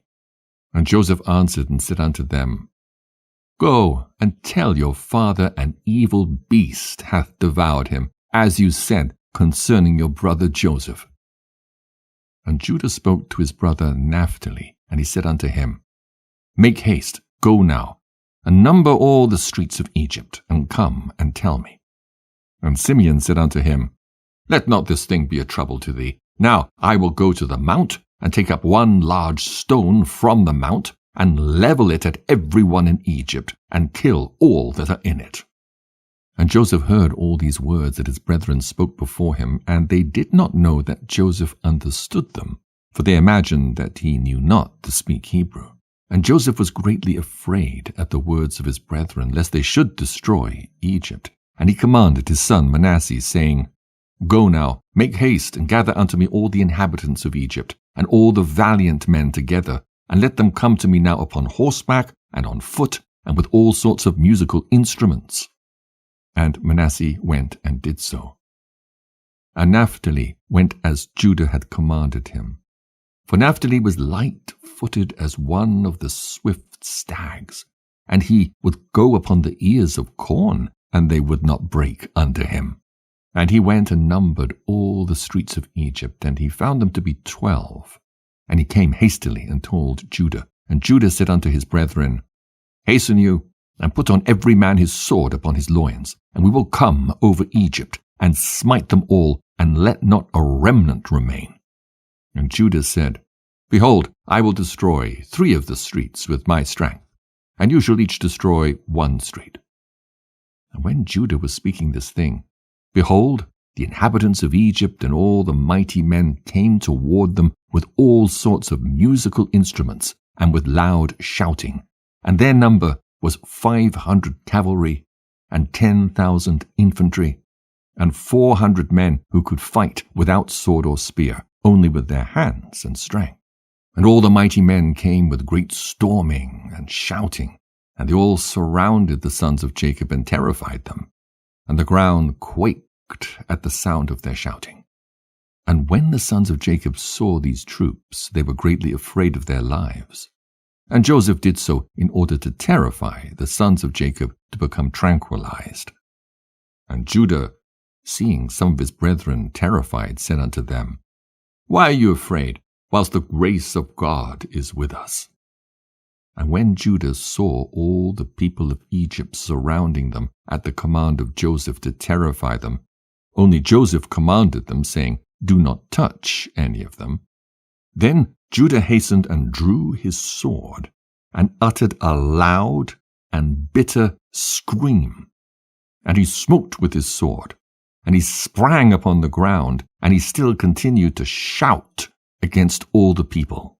And when he did this thing, the Lord caused the terror of Judah and his brethren to fall upon the valiant men and all the people that surrounded them. And they all fled at the sound of the shouting, and they were terrified, and fell one upon the other, and many of them died as they fell. And they all fled from before Judah and his brethren and before Joseph. And whilst they were fleeing, Judah and his brethren pursued them unto the house of Pharaoh, and they all escaped. And Judah again sat before Joseph and roared at him like a lion, and gave a great and tremendous shriek at him. And the shriek was heard at a distance, and all the inhabitants of Succoth heard it. And all Egypt quaked at the sound of the shriek, and also the walls of Egypt and of the land of Goshen fell in from the shaking of the earth. And Pharaoh also fell from his throne upon the ground, and also all the pregnant women of Egypt and Goshen miscarried when they heard the noise of the shaking, for they were terribly afraid. And Pharaoh sent word, saying, What is this thing that has this day happened in the land of Egypt? And they came and told him all the things from beginning to end. And Pharaoh was alarmed, and he wondered, and was greatly afraid. And his fright increased when he heard all these things. And he sent unto Joseph, saying, Thou hast brought unto me the Hebrews to destroy all Egypt. What wilt thou do with that thievish slave? Send him away, and let him go with his brethren, and let us not perish through their evil, even we, you, and all Egypt. And if thou desirest not to do this thing, cast off from thee all my valuable things, and go with them to their land, if thou delightest in it. For they will this day destroy my whole country, and slay all my people. Even all the women of Egypt have miscarried through their screams. See what they've done, merely by their shouting and speaking. Moreover, if they fight with the sword, they will destroy the land. Now therefore choose that which thou desirest, whether me or the Hebrews, whether Egypt or the land of the Hebrews. And they came and told Joseph all the words of Pharaoh that he had said concerning him. And Joseph was greatly afraid at the words of Pharaoh. And Judah and his brethren were still standing before Joseph, indignant and enraged. And all the sons of Jacob roared at Joseph like the roaring of the sea and its waves. And Joseph was greatly afraid of his brethren on account of Pharaoh. And Joseph sought a pretext to make himself known unto his brethren, lest they should destroy all Egypt. And Joseph commanded his son Manasseh. And Manasseh went and approached Judah, and placed his hand upon his shoulder. And the anger of Judah was stilled. And Judah said unto his brethren, Let no one of you say that this is the act of an Egyptian youth, for this is the work of my father's house. And Joseph, seeing and knowing that Judah's anger was stilled, he approached to speak unto Judah in the language of mildness. And Joseph said unto Judah, Surely you speak truth, and have this day verified your assertions concerning your strength. and may your God, who delighteth in you, increase your welfare. But tell me truly, why, from amongst all thy brethren, dost thou wrangle with me on account of the lad, as none of them have spoken one word to me concerning him? And Judah answered Joseph, saying, Surely thou must know that I was security for the lad to his father, saying, If I brought him not unto him, I should bear his blame forever. Therefore have I approached thee from amongst all my brethren, for I saw that thou wast unwilling to suffer him to go from thee. Now therefore may I find grace in thy sight, that thou shalt send him to go with us. And behold, I will remain as a substitute for him, to serve thee in whatever thou desirest. For wheresoever thou shalt send me, I will go to serve thee with great energy. Send me now to a mighty king who has rebelled against thee, and thou shalt know what I will do unto him and unto his land. Although he may have cavalry and infantry, or an exceeding mighty people, I will slay them all, and bring the king's head before thee. Dost thou not know, or hast thou not heard, that our father Abraham with his servant Eliezer smote all the kings of Elam with their hosts in one night? They left not one remaining. And ever since that day, our father's strength was given unto us for an inheritance, for us and our seed forever. And Joseph answered and said, You speak truth, and falsehood is not in your mouth.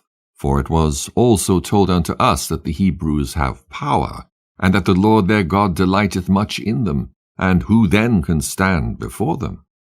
However, on this condition will I send your brother, if you will bring before me his brother the son of his mother, of whom you said he'd gone from you down to Egypt. And it shall come to pass, when you bring unto me his brother, I will take him in his stead, because not one of you was security for him to your father. And when he shall come to me, I will then send with you his brother, for whom you have been security. And Judah's anger was kindled against Joseph when he spoke this thing, and his eyes dropped blood with anger, and he said unto his brethren, How doth this man this day seek his own destruction, and that of all Egypt? And Simeon answered Joseph, saying, Did we not tell thee at first that we knew not the particular spot to which he went, and whether he be dead or alive? And wherefore speaketh my Lord like unto these things? And Joseph, observing the countenance of Judah, discerned that his anger began to kindle when he spoke unto him, saying, Bring unto me your other brother instead of this brother. And Joseph said unto his brethren, Surely you said that your brother was either dead or lost. Now, if I should call him this day, and he should come before you, would you give him unto me instead of his brother? And Joseph began to speak and call out, Joseph, Joseph, come this day before me, and appear to thy brethren, and sit before them. And when Joseph spoke this thing before them, they looked each a different way, to see from whence Joseph would come before them. And Joseph observed all their acts, and said unto them, Why do you look here and there? I am Joseph, whom you sold to Egypt. Now therefore let it not grieve you that you sold me, for as a support during the famine did God send me before you. And his brethren were terrified at him when they heard the words of Joseph, and Judah was exceedingly terrified at him. And when Benjamin heard the words of Joseph, he was before them in the inner part of the house. And Benjamin ran unto Joseph his brother, and embraced him, and fell upon his neck, and they wept. And when Joseph's brethren saw that Benjamin had fallen upon his brother's neck, and wept with him, they also fell upon Joseph, and embraced him, and they wept a great weeping with Joseph. And the voice was heard in the house of Joseph that they were Joseph's brethren. And it pleased Pharaoh exceedingly, for he was afraid of them, lest they should destroy Egypt. And Pharaoh sent his servants unto Joseph to congratulate him concerning his brethren who had come to him. And all the captains of the armies and troops that were in Egypt came to rejoice with Joseph. And all Egypt rejoiced greatly about Joseph's brethren. And Pharaoh sent his servants to Joseph, saying, Tell thy brethren to fetch all belonging to them, and let them come unto me, and I will place them in the best part of the land of Egypt. And they did so. And Joseph commanded him that was set over his house to bring out to his brethren gifts and garments. And he brought out to them many garments, being robes of royalty, and many gifts. And Joseph divided them amongst his brethren. And he gave unto each of his brethren a change of garments of gold and silver, and 300 pieces of silver. And Joseph commanded them all to be dressed in these garments, and to be brought before Pharaoh. And Pharaoh, seeing that all Joseph's brethren were valiant men, and of beautiful appearance, he greatly rejoiced. And they afterward went out from the presence of Pharaoh to go to the land of Canaan to their father, and their brother Benjamin was with them. And Joseph rose up and gave unto them 11 chariots from Pharaoh. And Joseph gave unto them his chariot, upon which he rode on the day of his being crowned in Egypt, to fetch his father to Egypt. And Joseph sent to all his brothers' children garments according to their numbers, and 100 pieces of silver to each of them. And he also sent garments to the wives of his brethren from the garments of the king's wives. And he sent them. And he gave unto each of his brethren 10 men to go with them to the land of Canaan to serve them, to serve their children and all belonging to them in coming to Egypt. And Joseph sent by the hand of his brother Benjamin 10 suits of garments for his 10 sons, a portion above the rest of the children of the sons of Jacob. And he sent to each 50 pieces of silver and 10 chariots on the account of Pharaoh. And he sent to his father 10 asses laden with all the luxuries of Egypt, and 10 she-asses laden with corn and bread and nourishment for his father, and to all that were with him as provisions for the road. And he sent to his sister Dinah garments of silver and gold and frankincense and myrrh and aloes and women's ornaments in great plenty. And he sent the same from the wives of Pharaoh to the wives of Benjamin. And he gave unto all his brethren, also to their wives, all sorts of onyx stones and bdellium, and from all the valuable things amongst the great people of Egypt. Nothing of all the costly things was left, but what Joseph sent of to his father's household. And he sent his brethren away, and they went. And he sent his brother Benjamin with them. And Joseph went out with them to accompany them on the road unto the borders of Egypt. And he commanded them concerning his father and his household to come to Egypt. And he said unto them, Do not quarrel on the road, for this thing was from the Lord, to keep a great people from starvation. For there will be yet 5 years of famine in the land. And he commanded them, saying, When you come unto the land of Canaan, do not come suddenly before my father in this affair, but act in your wisdom. And Joseph ceased to command them, and he turned and went back to Egypt. And the sons of Jacob went to the land of Canaan with joy and cheerfulness to their father Jacob. And they came unto the borders of the land, and they said unto each other, What shall we do in this matter before our father? For if we come suddenly to him and tell him the matter, he will be greatly alarmed at our words and will not believe us. And they went along until they came nigh unto their houses. And they found Sirach, the daughter of Asher, going forth to meet them. And the damsel was very good and subtle, and knew how to play upon the harp. And they called unto her, and she came before them, and she kissed them. And they took her, and gave unto her a harp, saying, Go now before our father, and sit before him, and strike upon the harp, and speak these words. And they commanded her to go to their house. And she took the harp and hastened before them, and she came and sat near Jacob. And she played well and sang, and uttered in the sweetness of her words, Joseph my uncle is living, and he ruleth throughout the land of Egypt, and is not dead. And she continued to repeat and utter these words. And Jacob heard her words, and they were agreeable to him. He listened while she repeated them twice, thrice, and joy entered the heart of Jacob at the sweetness of her words. And the Spirit of God was upon him, and he knew all her words to be true.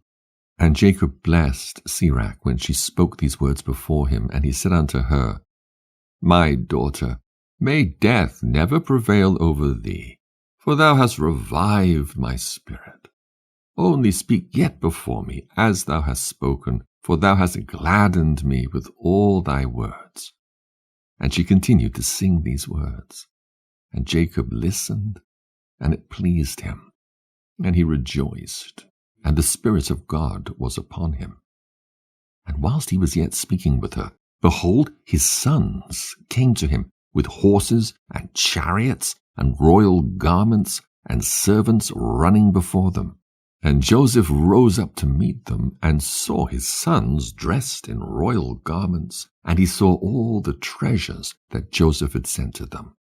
And they said unto him, Be informed that our brother Joseph is living, and it is he who ruleth throughout the land of Egypt, and it is he who spoke unto us as we told thee. And Jacob heard all the words of his sons, and his heart palpitated at their words, for he could not believe them until he saw all that Joseph had given them, and what he had sent him, and all the signs which Joseph had spoken unto them. And they opened out before him, and they showed him all that Joseph had sent. They gave unto each what Joseph had sent him, and he knew that they had spoken the truth. And he rejoiced exceedingly on account of his son. And Jacob said, It is enough for me that my son Joseph is still living. I will go and see him before I die. And his sons told him all that had befallen them. And Jacob said, I will go down to Egypt to see my son and his offspring. And Jacob rose up and put on the garments which Joseph had sent him. And after he had washed and shaved his hair, he put upon his head the turban which Joseph had sent him. And all the people of Jacob's house and their wives put on the garments which Joseph had sent to them.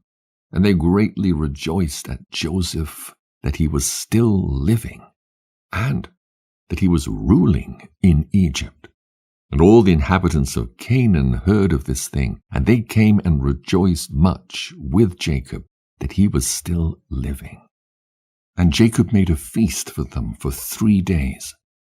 And all the kings of Canaan and nobles of the land ate and drank and rejoiced in the house of Jacob.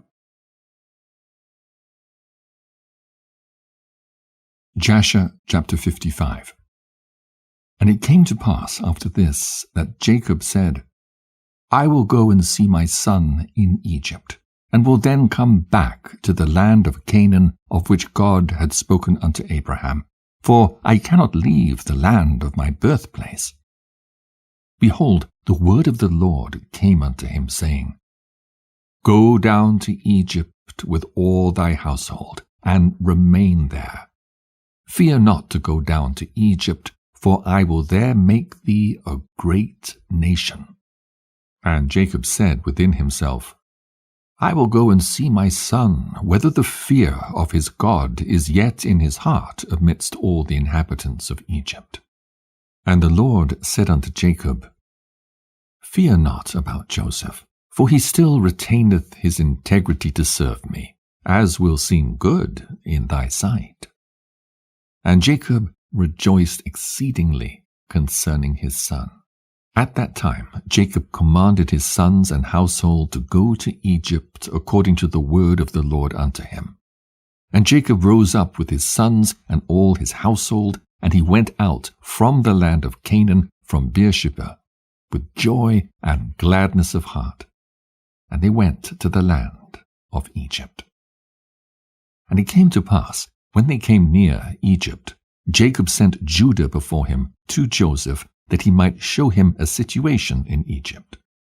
And Judah did according to the word of his father, and he hastened and ran and came to Joseph.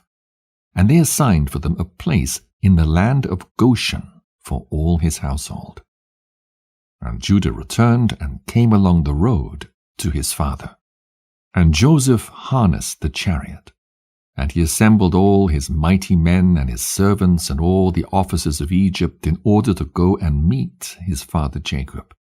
And Joseph's mandate was proclaimed in Egypt, saying, All that do not go to meet Jacob shall die. And on the next day Joseph went forth with all Egypt, a great and mighty host, all dressed in garments of fine linen and purple, and with instruments of silver and gold, and with their instruments of war with them. And they all went to meet Jacob with all sorts of musical instruments, with drums and timbrels, strewing myrrhs and aloes all along the road. And they all went after this fashion, and the earth shook at their shouting. And all the women of Egypt went upon the roofs of Egypt and upon the walls to meet Jacob. And upon the head of Joseph was Pharaoh's regal crown, for Pharaoh had sent it unto him to put on at the time of his going to meet his father. And when Joseph came within 50 cubits of his father, he alighted from the chariot, and he walked toward his father. And when all the officers of Egypt and her nobles saw that Joseph had gone on foot toward his father, they also alighted, and walked on foot towards Jacob. And when Jacob approached the camp of Joseph, Jacob observed the camp that was coming toward him with Joseph, and it gratified him. And Jacob was astonished at it. And Jacob said unto Judah, Who is that man whom I see in the camp of Egypt, dressed in kingly robes, with a very red garment upon him, and a royal crown upon his head, who has alighted from his chariot and is coming toward us? And Judah answered his father, saying, He is thy son, Joseph the king. And Jacob rejoiced in seeing the glory of his son. And Joseph came nigh unto his father, and he bowed to his father. And all the men of the camp bowed to the ground with him before Jacob. And behold, Jacob ran and hastened to his son Joseph, and fell upon his neck, and kissed him, and they wept. And Joseph also embraced his father, and kissed him, and they wept. And all the people of Egypt wept with them. And Jacob said unto Joseph, Now I will die cheerfully after I have seen thy face, that thou art still living, and with glory. And the sons of Jacob and their wives, and their children, and their servants, and all the household of Jacob wept exceedingly with Joseph, and they kissed him, and wept greatly with him. And Joseph and all his people returned afterward home to Egypt. And Jacob and his sons, and all the children of his household, came with Joseph to Egypt. And Joseph placed them in the best part of Egypt, in the land of Goshen. And Joseph said unto his father and unto his brethren, I will go up and tell Pharaoh, saying, My brethren and my father's household and all belonging to them have come unto me. And behold, they are in the land of Goshen. And Joseph did so.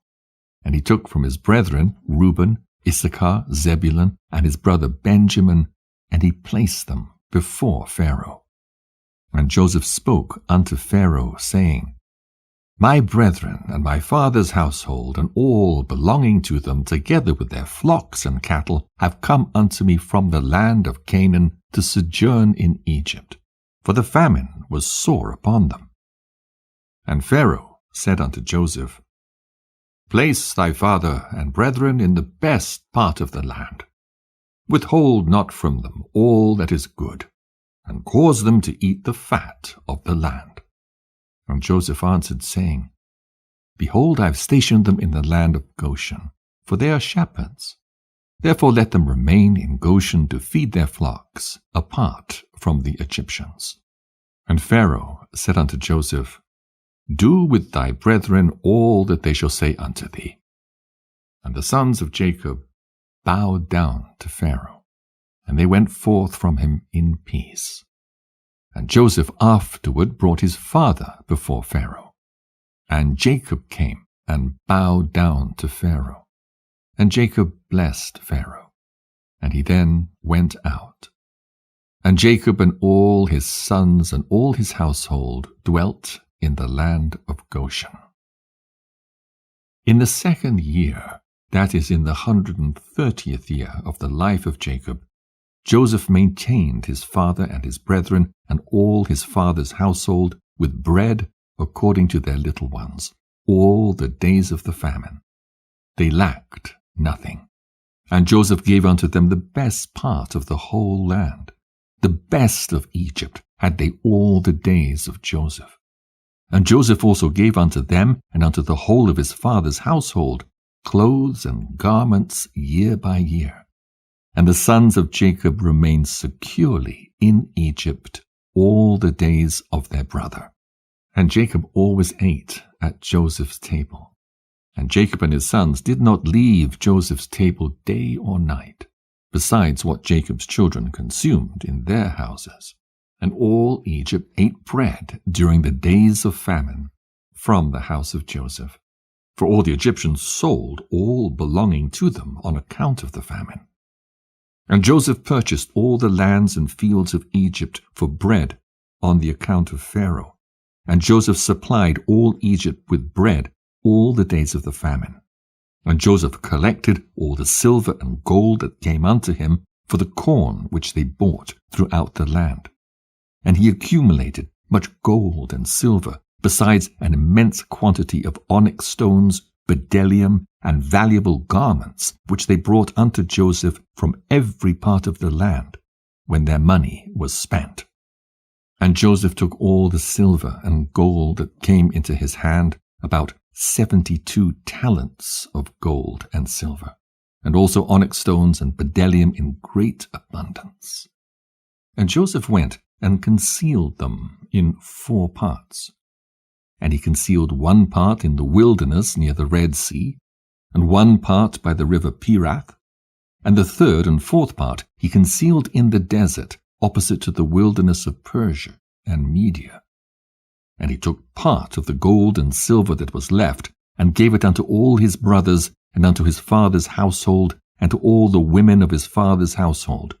And the rest he brought to the house of Pharaoh, about 20 talents of gold and silver. And Joseph gave all the gold and silver that was left unto Pharaoh, and Pharaoh placed it in the treasury. And the days of the famine ceased after that in the land, and they sowed and reaped in the whole land, and they obtained their usual quantity year by year. They lacked nothing. And Joseph dwelt securely in Egypt, and the whole land was under his advice. And his father and all his brethren dwelt in the land of Goshen, and took possession of it. And Joseph was very aged, advanced in days. And his 2 sons, Ephraim and Manasseh, remained constantly in the house of Jacob, together with the children of the sons of Jacob, their brethren, to learn the ways of the Lord and his law. And Jacob and his sons dwelt in the land of Egypt, in the land of Goshen. And they took possession in it, and they were fruitful and multiplied in it. Jasher chapter 56. And Jacob lived in the land of Egypt 17 years. And the days of Jacob and the years of his life were 147 years. At that time Jacob was attacked with that illness of which he died. And he sent and called for his son Joseph from Egypt. And Joseph his son came from Egypt. And Joseph came unto his father. And Jacob said unto Joseph and unto his sons, Behold, I die, and the God of your ancestors will visit you and bring you back to the land which the Lord sware to give unto you and unto your children after you. Now therefore, when I am dead, bury me in the cave which is in Machpelah, in Hebron, in the land of Canaan, near my ancestors. And Jacob made his sons swear to bury him in Machpelah, in Hebron. And his sons swore unto him concerning this thing. And he commanded them, saying, Serve the Lord your God, for he who delivered your fathers will also deliver you from all trouble.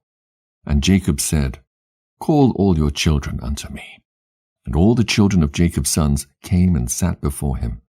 And Jacob blessed them, and he said unto them, The Lord God of your fathers shall grant you 1,000 times as much, and bless you. And may he give you the blessing of your father Abraham.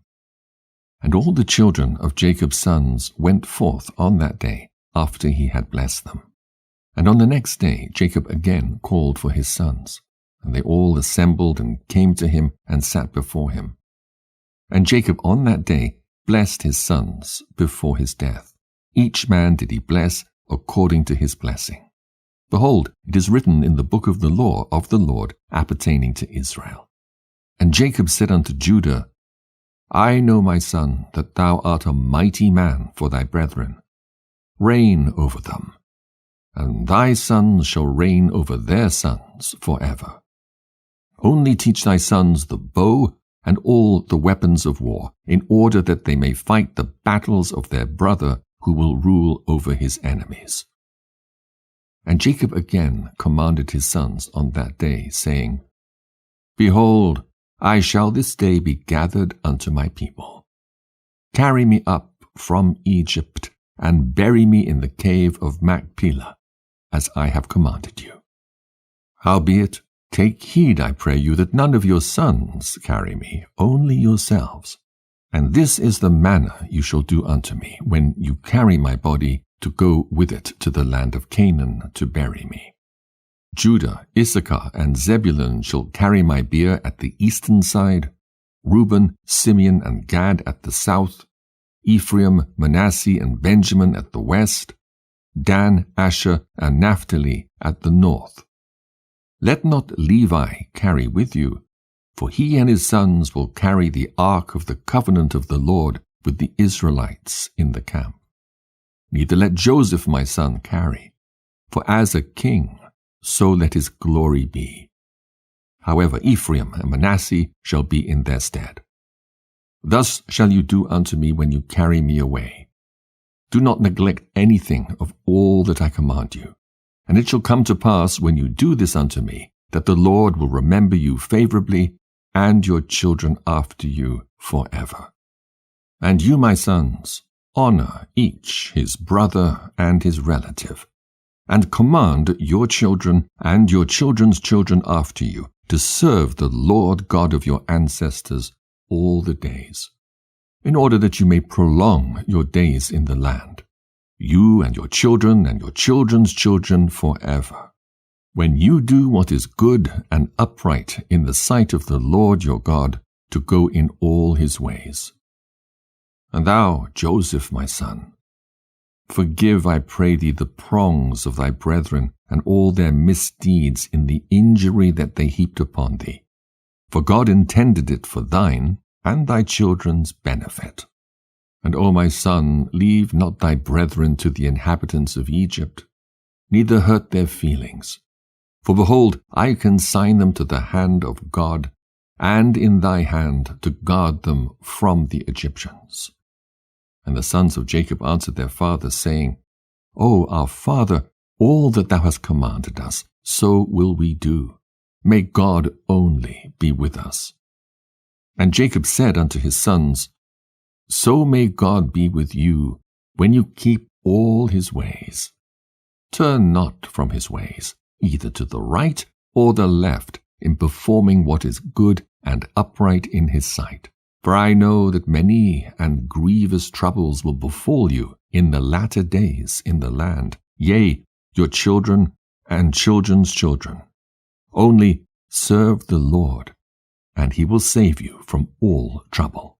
And it shall come to pass, when you shall go after God to serve him, and will teach your children after you, and your children's children to know the Lord, then will the Lord raise up unto you and your children a servant from amongst your children.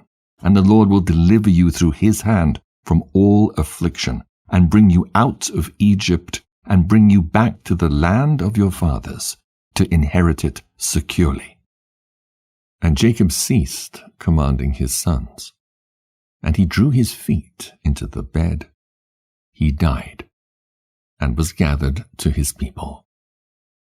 And Joseph fell upon his father, and he cried out and wept over him, and he kissed him, and he called out in a bitter voice, and he said, O my father, my father! And his sons' wives and all his household came and fell upon Jacob, and they wept over him, and cried in a very loud voice concerning Jacob. And all the sons of Jacob rose up together, and they tore their garments, and they all put sackcloth upon their loins, and they fell upon their faces, and they cast dust upon their heads toward the heavens. And the thing was told unto Osnath, Joseph's wife. And she rose up and put on a sack, and she with all the Egyptian women with her came and mourned and wept for Jacob.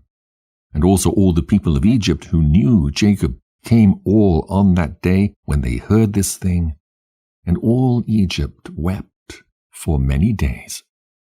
And also from the land of Canaan did the women come unto Egypt when they heard that Jacob was dead, and they wept for him in Egypt for 70 days.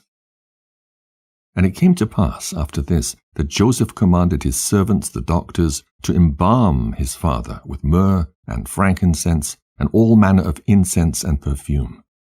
And the doctors embalmed Jacob as Joseph had commanded them. And all the people of Egypt and the elders and all the inhabitants of the land of Goshen wept and mourned over Jacob. And all his sons and the children of his household lamented and mourned over their father Jacob many days. And after the days of his weeping had passed away, at the end of 70 days, Joseph said unto Pharaoh, I will go up and bury my father in the land of Canaan as he made me swear, and then I will return.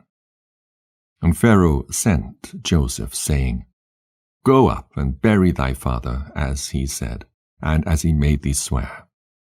And Joseph rose up with all his brethren to go to the land of Canaan to bury their father Jacob as he had commanded them.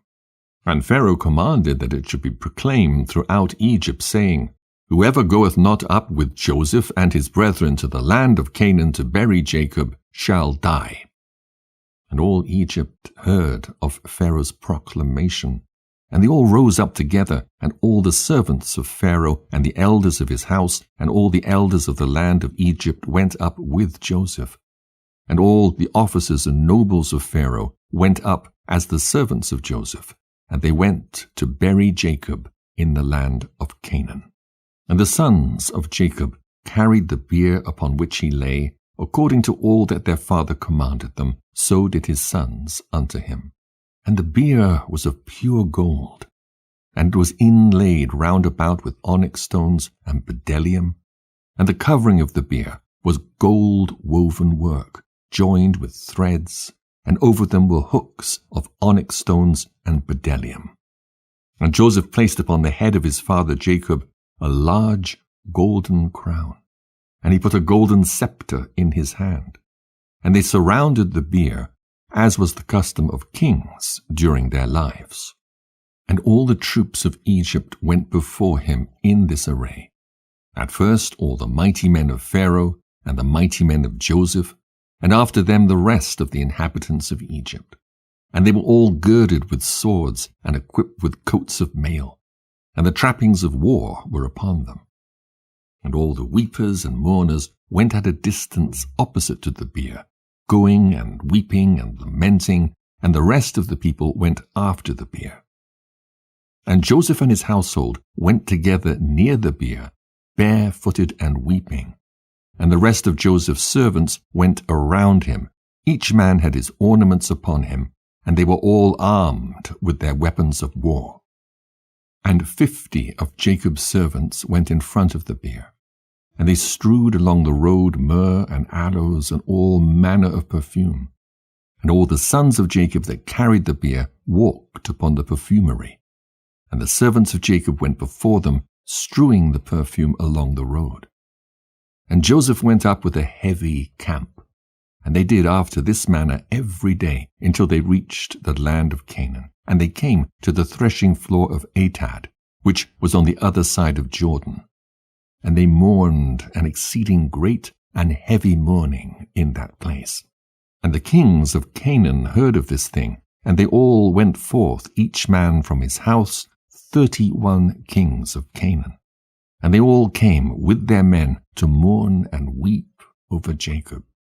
And all these kings beheld Jacob's bier, and behold, Joseph's crown was upon it. And they also put their crowns upon the bier, and encircled it with crowns. And all these kings made in that place a great and heavy mourning with the sons of Jacob and Egypt over Jacob. For all the kings of Canaan knew the valor of Jacob and his sons. And the report reached Esau, saying, Jacob died in Egypt, and his sons and all Egypt are conveying him to the land of Canaan to bury him. And Esau heard this thing, and he was dwelling in Mount Seir. And he rose up with his sons and all his people and all his household, a people exceedingly great, and they came to mourn and weep over Jacob. And it came to pass, when Esau came, he mourned for his brother Jacob. And all Egypt and all Canaan again rose up and mourned a great mourning with Esau over Jacob in that place. And Joseph and his brethren brought their father Jacob from that place, and they went to Hebron to bury Jacob in the cave by his fathers. And they came unto Kiriath Arba to the cave. And as they came, Esau stood with his sons against Joseph and his brethren as a hindrance in the cave, saying, Jacob shall not be buried therein, for it belongeth to us and to our father. And Joseph and his brethren heard the words of Esau's sons, and they were exceedingly wroth. And Joseph approached unto Esau, saying, What is this thing which they have spoken? Surely my father Jacob bought it from thee for great riches after the death of Isaac, now 25 years ago. And also all the land of Canaan he bought from thee and from thy sons and thy seed after thee. And Jacob bought it for his sons and his seed after him for an inheritance forever. And why speakest thou these things this day? And Esau answered, saying, Thou speakest falsely and utterest lies. For I sold not anything belonging to me in all this land, as thou sayest. Neither did my brother Jacob buy aught belonging to me in this land. And Esau spoke these things in order to deceive Joseph with his words. For Esau knew that Joseph was not present in those days when Esau sold all belonging to him in the land of Canaan to Jacob. And Joseph said unto Esau, Surely my father inserted these things with thee in the record of purchase, and testified the record with witnesses, and behold, it is with us in Egypt. And Esau answered, saying unto him, Bring the record. All that thou wilt find in the record, so will we do. And Joseph called unto Naphtali his brother, and he said, Hasten quickly, stay not, and run, I pray thee, to Egypt, and bring all the records, the record of the purchase, the sealed record, and the open record, and also all the first records in which all the transactions of the birthright are written. Fetch thou, and thou shalt bring them unto us hither, that we may know from them all the words of Esau and his sons which they spoke this day. And Naphtali hearkened to the voice of Joseph, and he hastened and ran to go down to Egypt. And Naphtali was lighter on foot than any of the stags that were upon the wilderness, for he would go upon ears of corn without crushing them. And when Esau saw that Naphtali had gone to fetch the records, he and his sons increased their resistance against the cave. And Esau and all his people rose up against Joseph and his brethren to battle. And all the sons of Jacob and the people of Egypt fought with Esau and his men. And the sons of Esau and his people were smitten before the sons of Jacob. And the sons of Jacob slew of Esau's people 40 men. And Chushim, the son of Dan, the son of Jacob, was at that time with Jacob's sons. But he was about 100 cubits distant from the place of battle, for he remained with the children of Jacob's sons by Jacob's bier to guard it. And Chushim was dumb and deaf. Still he understood the voice of consternation amongst men. And he asked, saying, Why do you not bury the dead? And what is this great consternation? And they answered him the words of Esau and his sons. And he ran to Esau in the midst of the battle, and he slew Esau with a sword, and he cut off his head, and it sprang to a distance. And Esau fell amongst the people of the battle. And when Chushim did this thing, the sons of Jacob prevailed over the sons of Esau. And the sons of Jacob buried their father by force in the cave, and the sons of Esau beheld it. And Jacob was buried in Hebron, in the cave of Machpelah, which Abraham had bought from the sons of Heth for the possession of a burial place. And he was buried in very costly garments. And no king had such honor paid him as Joseph paid unto his father at his death. For he buried him with great honor, like unto the burial of kings. And Joseph and his brethren made a mourning of 7 days for their father. Chapter 57. And it was after this that the sons of Esau waged war with the sons of Jacob. And the sons of Esau fought with the sons of Jacob in Hebron. And Esau was still lying dead and not buried. And the battle was heavy between them. And the sons of Esau were smitten before the sons of Jacob. And the sons of Jacob slew of the sons of Esau 80 men.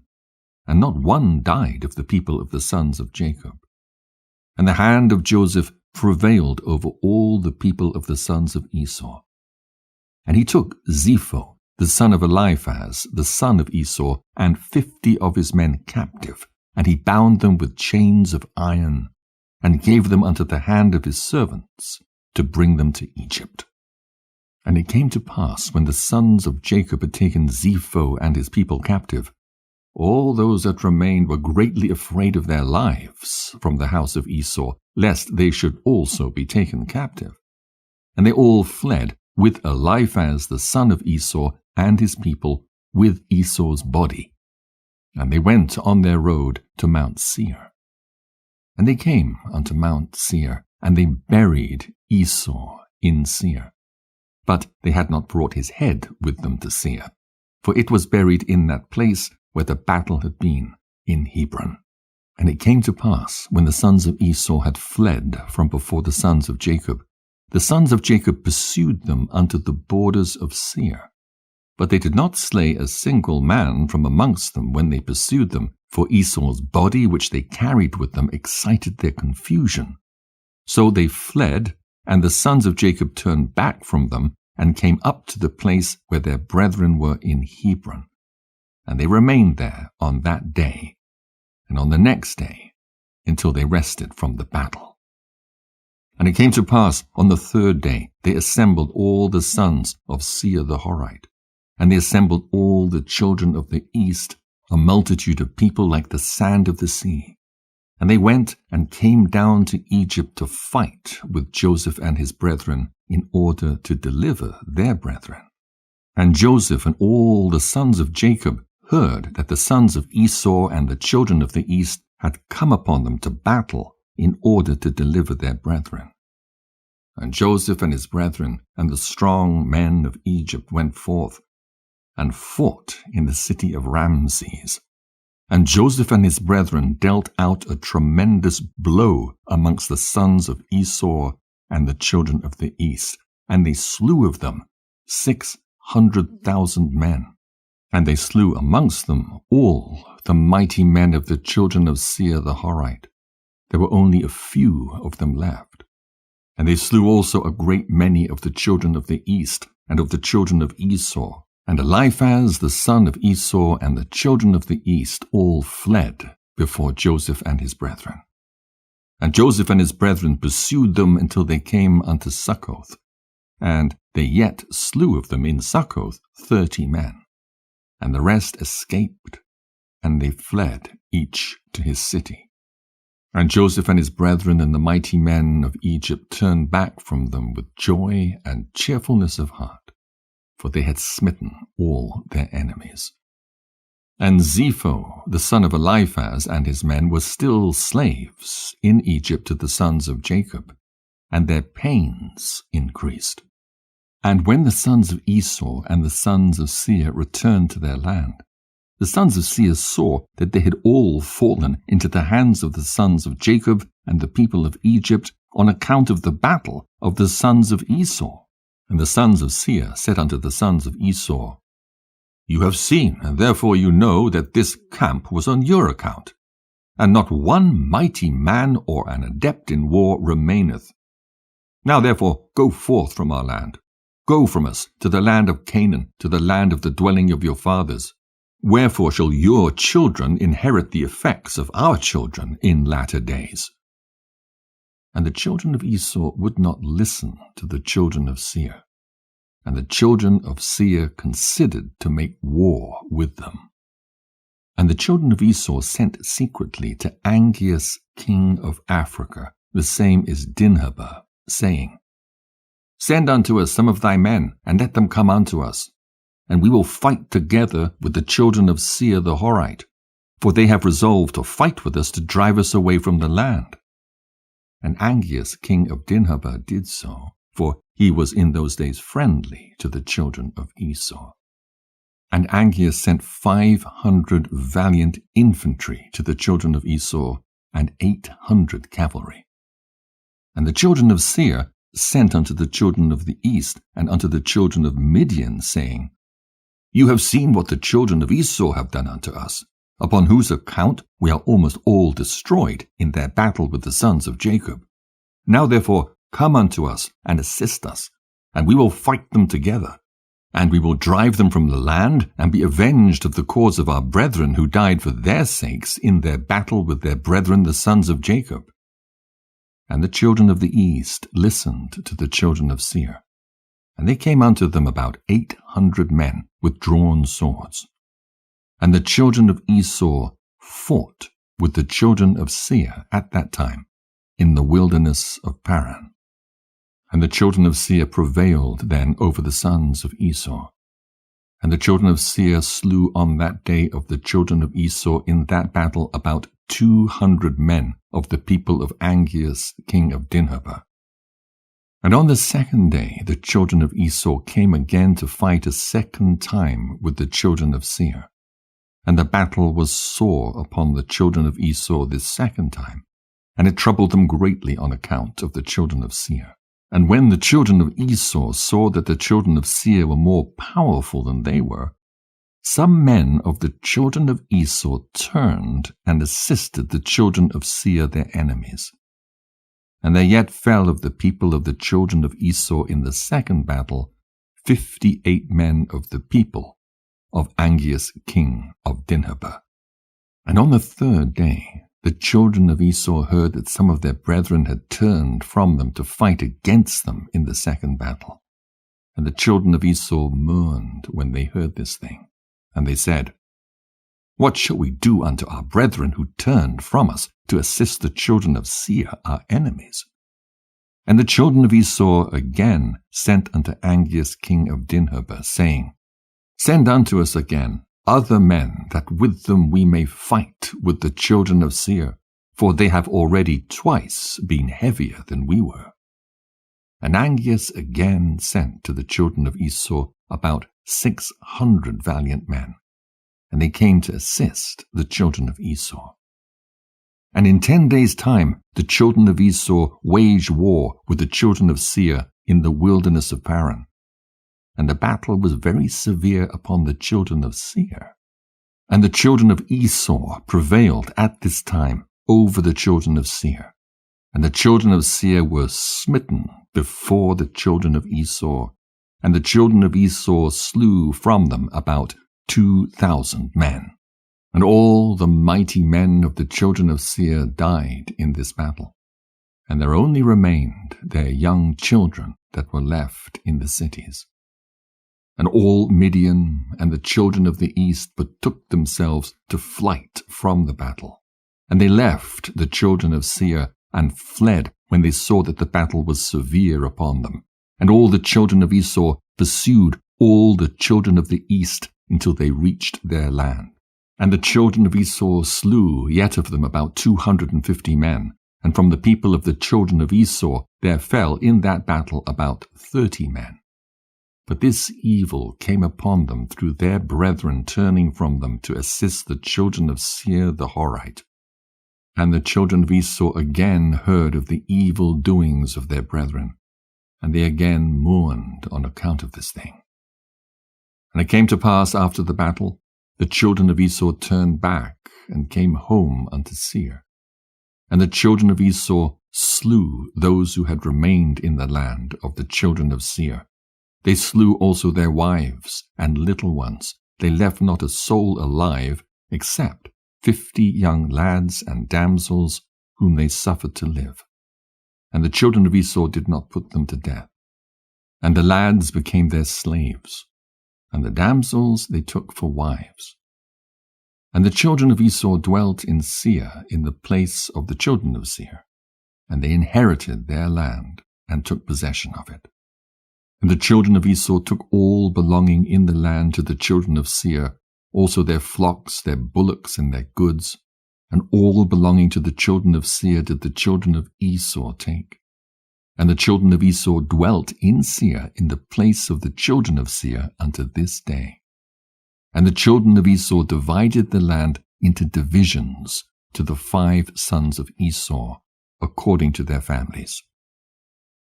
And it came to pass in those days that the children of Esau resolved to crown a king over them in the land of which they became possessed.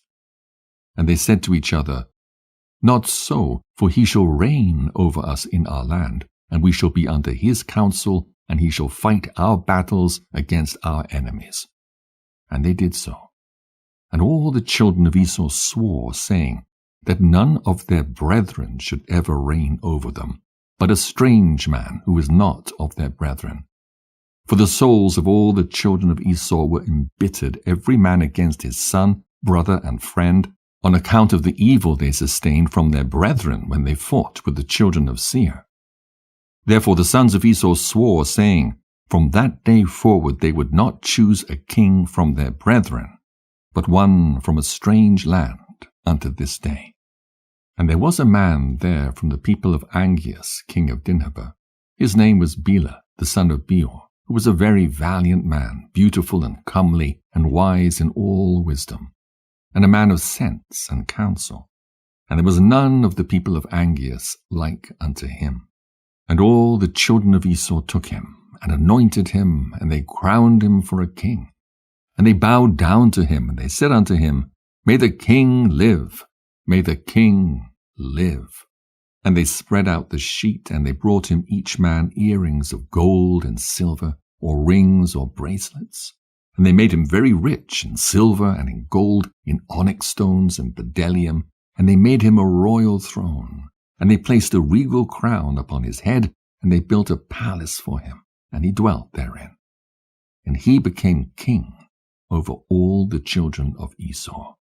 And the people of Angeas took their hire for their battle from the children of Esau, and they went and returned at that time to their master in Dinhabah. And Bela reigned over the children of Esau 30 years. And the children of Esau dwelt in the land instead of the children of Seir, and they dwelt securely in their stead unto this day. Jasher chapter 58. And it came to pass in the 32nd year of the Israelites going down to Egypt, that is in the 71st year of the life of Joseph, in that year died Pharaoh king of Egypt, and Magron his son reigned in his stead. And Pharaoh commanded Joseph before his death to be a father to his son Magron, and that Magron should be under the care of Joseph and under his counsel. And all Egypt consented to this thing, that Joseph should be king over them. For all the Egyptians loved Joseph as heretofore. Only Magron, the son of Pharaoh, sat upon his father's throne, and he became king in those days in his father's stead. Magron was 41 years old when he began to reign, and 40 years he reigned in Egypt. And all Egypt called his name Pharaoh after the name of his father, as it was their custom to do in Egypt to every king that reigned over them. And it came to pass, when Pharaoh reigned in his father's stead, he placed the laws of Egypt and all the affairs of government in the hand of Joseph, as his father had commanded him. And Joseph became king over Egypt, for he superintended over all Egypt. And all Egypt was under his care and under his counsel. For all Egypt inclined to Joseph after the death of Pharaoh, and they loved him exceedingly to reign over them. But there were some people amongst them who did not like him, saying, "No stranger shall reign over us." Still the whole government of Egypt devolved in those days upon Joseph after the death of Pharaoh, he being the regulator, doing as he liked throughout the land without anyone interfering. And all Egypt was under the care of Joseph. And Joseph made war with all his surrounding enemies, and he subdued them. Also all the land and all the Philistines unto the borders of Canaan did Joseph subdue, and they were all under his power, and they gave a yearly tax unto Joseph. And Pharaoh, king of Egypt, sat upon his throne in his father's stead, but he was under the control and counsel of Joseph, as he was at first under the control of his father.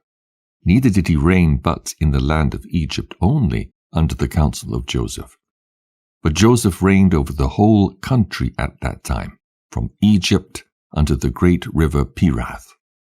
And Joseph was successful in all his ways, and the Lord was with him.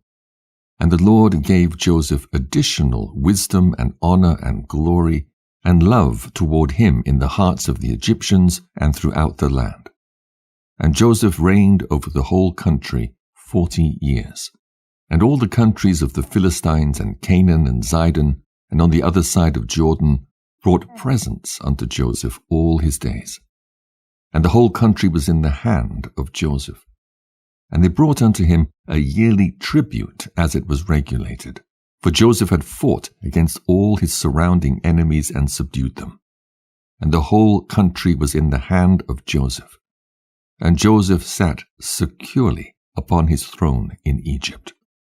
And also all his brethren, the sons of Jacob, dwelt securely in the land all the days of Joseph. And they were fruitful and multiplied exceedingly in the land. And they served the Lord all their days, as their father Jacob had commanded them. And it came to pass at the end of many days and years, when the children of Esau were dwelling quietly in their land, with Bela their king, that the children of Esau were fruitful and multiplied in the land. And they resolved to go and fight with the sons of Jacob and all Egypt, and to deliver their brother Zepho, the son of Eliphaz, and his men, for they were yet in those days slaves to Joseph. And the children of Esau sent unto all the children of the east, and they made peace with them. And all the children of the east came unto them to go with the children of Esau to Egypt to battle. And they came also unto them of the people of Angeas, king of Dinhabah. And they also sent unto the children of Ishmael, and they also came unto them. And all this people assembled, and came unto Seir to assist the children of Esau in their battle. And the camp was very large and heavy with people, numerous as the sand of the sea, about 800,000 men infantry and cavalry. And all these troops went down to Egypt to fight with the sons of Jacob. And they encamped by Ramses. And Joseph went forth with his brethren, with the mighty men of Egypt, about 600 men. And they fought with them in the land of Ramses. And the sons of Jacob at that time again fought with the children of Esau in the 50th year of the sons of Jacob going down to Egypt. That is the 30th year of the reign of Bela over the children of Esau in Seir. And the Lord gave all the mighty men of Esau and the children of the east into the hand of Joseph and his brethren. And the people of the children of Esau and the children of the east were smitten before Joseph. And of the people of Esau and the children of the east that were slain, there fell before the sons of Jacob about 200,000 men. And their king, Bela, the son of Beor, fell with them in the battle. And when the children of Esau saw that their king had fallen in battle and was dead, their hands became weak in the combat. And Joseph and his brethren and all Egypt were still smiting the people of the house of Esau. And all Esau's people were afraid of the sons of Jacob and fled from before them. And Joseph and his brethren and all Egypt pursued them a day's journey, and they slew yet from them about 300 men, continuing to smite them in the road, and they afterward turned back from them. And Joseph and all his brethren returned to Egypt, not one man was missing from them. But of the Egyptians there fell 12 men. And when Joseph returned to Egypt, he ordered Zepho and his men to be additionally bound. And they bound them with irons, and they increased their grief. And all the people of the children of Esau and the children of the east returned in shame, each unto his city. For all the mighty men that were with them had fallen in battle. And when the children of Esau saw that their king had died in battle, they hastened and took a man from the people of the children of the east. His name was Jobab, the son of Zerach, from the land of Botzrah. And they caused him to reign over them instead of Bela their king. And Jobab sat upon the throne of Bela as king in his stead. And Jobab reigned in Edom over all the children of Esau 10 years. And the children of Esau went no more to fight with the sons of Jacob from that day forward. For the sons of Esau knew the valor of the sons of Jacob, and they were greatly afraid of them. But from that day forward the children of Esau hated the sons of Jacob, and the hatred and enmity were very strong between them all the days, unto this day. And it came to pass after this, at the end of 10 years, Jobab the son of Zerach from Botzrah died. And the children of Esau took a man whose name was Chushem from the land of Teman, and they made him king over them instead of Jobab. And Chushem reigned in Edom over all the children of Esau for 20 years. And Joseph, king of Egypt, and his brethren, and all the children of Israel dwelt securely in Egypt in those days, together with all the children of Joseph and his brethren, having no hindrance or evil accident. And the land of Egypt was at that time at rest from war in the days of Joseph and his brethren. Jasher chapter 59. And these are the names of the sons of Israel who dwelt in Egypt, who had come with Jacob. And all the sons of Jacob came unto Egypt, every man with his household. The children of Leah were Reuben, Simeon, Levi, Judah, Issachar, and Zebulun, and their sister Dinah. And the sons of Rachel were Joseph and Benjamin. And the sons of Zilpah, the handmaid of Leah, were Gad and Asher. And the sons of Bilhah, the handmaid of Rachel, were Dan and Naphtali. And these were their offspring that were born unto them in the land of Canaan, before they came unto Egypt with their father Jacob. The sons of Reuben were Chanok, Palu, Chetzron, and Carmi. And the sons of Simeon were Jemuel, Jamin, Ohad, Jachin, Zochar, and Saul, the son of the Canaanitish woman. And the children of Levi were Gershon, Kehath, and Merari, and their sister Jochebed, who was born unto them in their going down to Egypt. And the sons of Judah were Onan, Shelah, Perez, and Zerah. And and Onan died in the land of Canaan. And the sons of Perez were Chezron and Chamel. And the sons of Issachar were Tola, Phuvah, Job, and Shomron.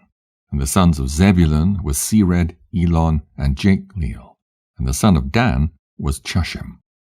And the sons of Naphtali were Jachzeel, Guni, Jetzah, and Shelam. And the sons of Gad were Ziphion, Chagai, Shunai, Esbon, Eri, Arodi, and Areli. And the children of Asher were Jimnah, Jishva, Jishvi, Beriah, and their sister Sirach. And the sons of Beriah were Cheba and Malkiel. And the sons of Benjamin were Bela, Becher, Ashbel, Gera, Naaman, Achai, Rosh, Muppim, Juppim, and Ord. And the sons of Joseph, who were born unto him in Egypt, were Manasseh and Ephraim. And all the souls that went forth from the loins of Jacob were 70 souls. These are they who came with Jacob their father unto Egypt to dwell there. And Joseph and all his brethren dwelt securely in Egypt, and they ate of the best of Egypt all the days of the life of Joseph. And Joseph lived in the land of Egypt 93 years, and Joseph reigned over all Egypt 80 years. And when the days of Joseph drew nigh that he should die, he sent and called for his brethren and all his father's household, and they all came together and sat before him. And Joseph said unto his brethren and unto the whole of his father's household, Behold, I die, and God will surely visit you and bring you up from this land to the land which he swore to your fathers to give unto them. And it shall be, when God shall visit you to bring you up from here to the land of your fathers, then bring up my bones with you from here. And Joseph made the sons of Israel to swear for their seed after them, saying, God will surely visit you, and you shall bring up my bones with you from here. And it came to pass after this that Joseph died in that year, the 71st year of the Israelites going down to Egypt. And Joseph was 110 years old when he died in the land of Egypt. And all his brethren and all his servants rose up, and they embalmed Joseph as was their custom. And his brethren and all Egypt mourned over him for 70 days. And they put Joseph in a coffin filled with spices and all sorts of perfume. And they buried him by the side of the river that is Sihor. And his sons and all his brethren and the whole of his father's household made a 7 days mourning for him. And it came to pass, after the death of Joseph, all the Egyptians began in those days to rule over the children of Israel. And Pharaoh, king of Egypt, who reigned in his father's stead, took all the laws of Egypt and conducted the whole government of Egypt under his counsel. And he reigned securely over his people. Jasher chapter 60. And when the year came round, being the 72nd year from the Israelites going down to Egypt after the death of Joseph, Zepho, the son of Eliphaz, the son of Esau, fled from Egypt, he and his men, and they went away. And he came to Africa, which is Dinhabah, to Angeas, king of Africa. And Angeas received them with great honor, and he made Zepho the captain of his host.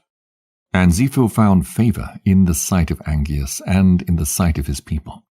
And Zepho was captain of the host to Angeas, king of Africa, for many days. And Zepho enticed Angeas, king of Africa, to collect all his army to go and fight with the Egyptians and with the sons of Jacob, and to avenge them the cause of his brethren. But Angeas would not listen to Zepho to do this thing. For Angeas knew the strength of the sons of Jacob, and what they'd done to his army in their warfare with the children of Esau.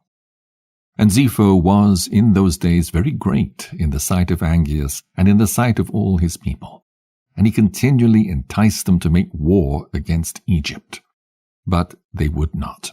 And it came to pass in those days there was in the land of Chittim a man in the city of Pazimna, whose name was Uzu.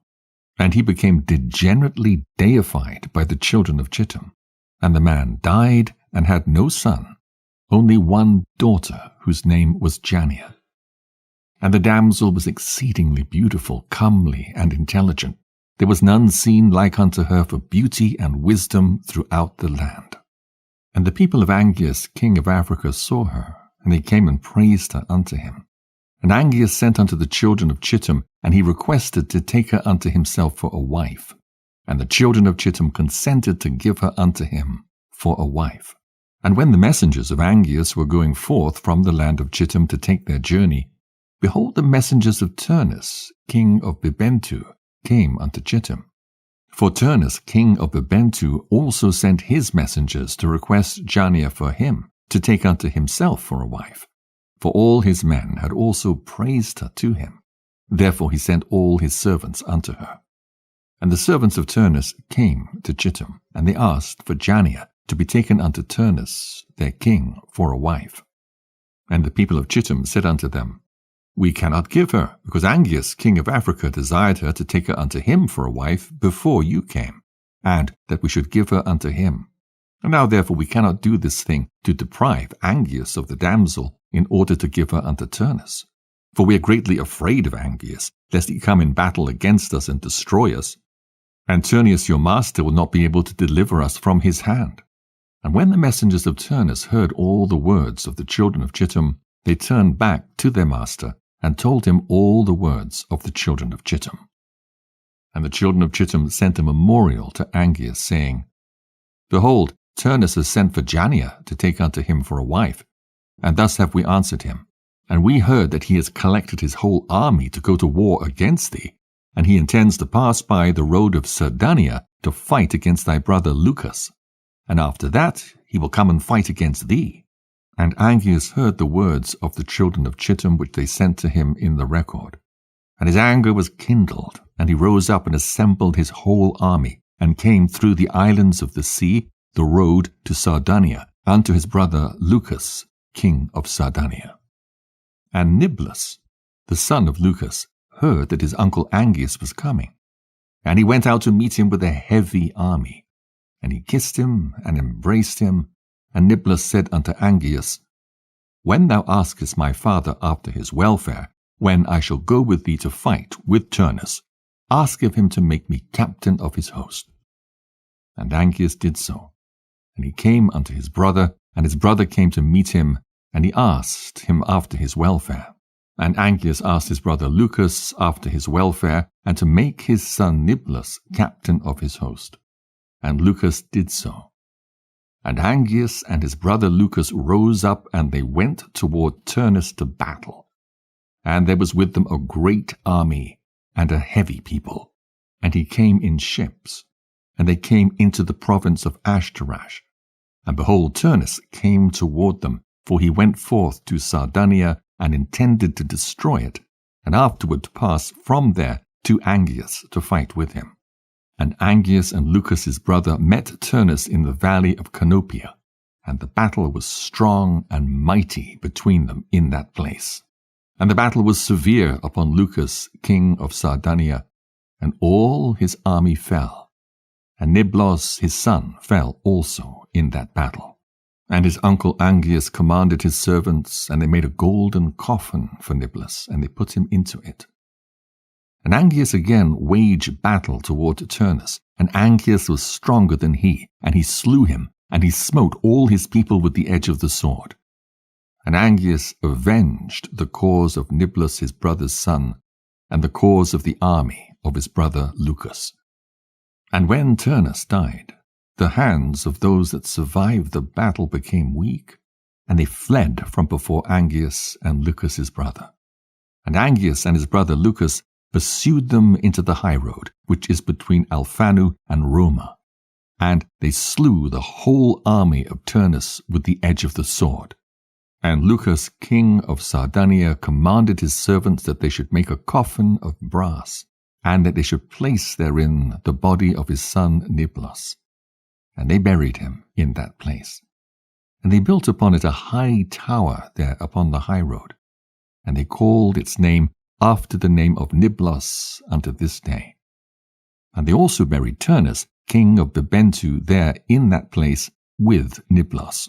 And behold, upon the high road between Alphanu and Rumah, the grave of Niblos is on one side, and the grave of Turnus on the other, and a pavement between them unto this day. And when Niblos was buried, Lucas his father returned with his army to his land Sardinia. And Angeas his brother, king of Africa, went with his people unto the city of Bibentu, that is, the city of Turnus.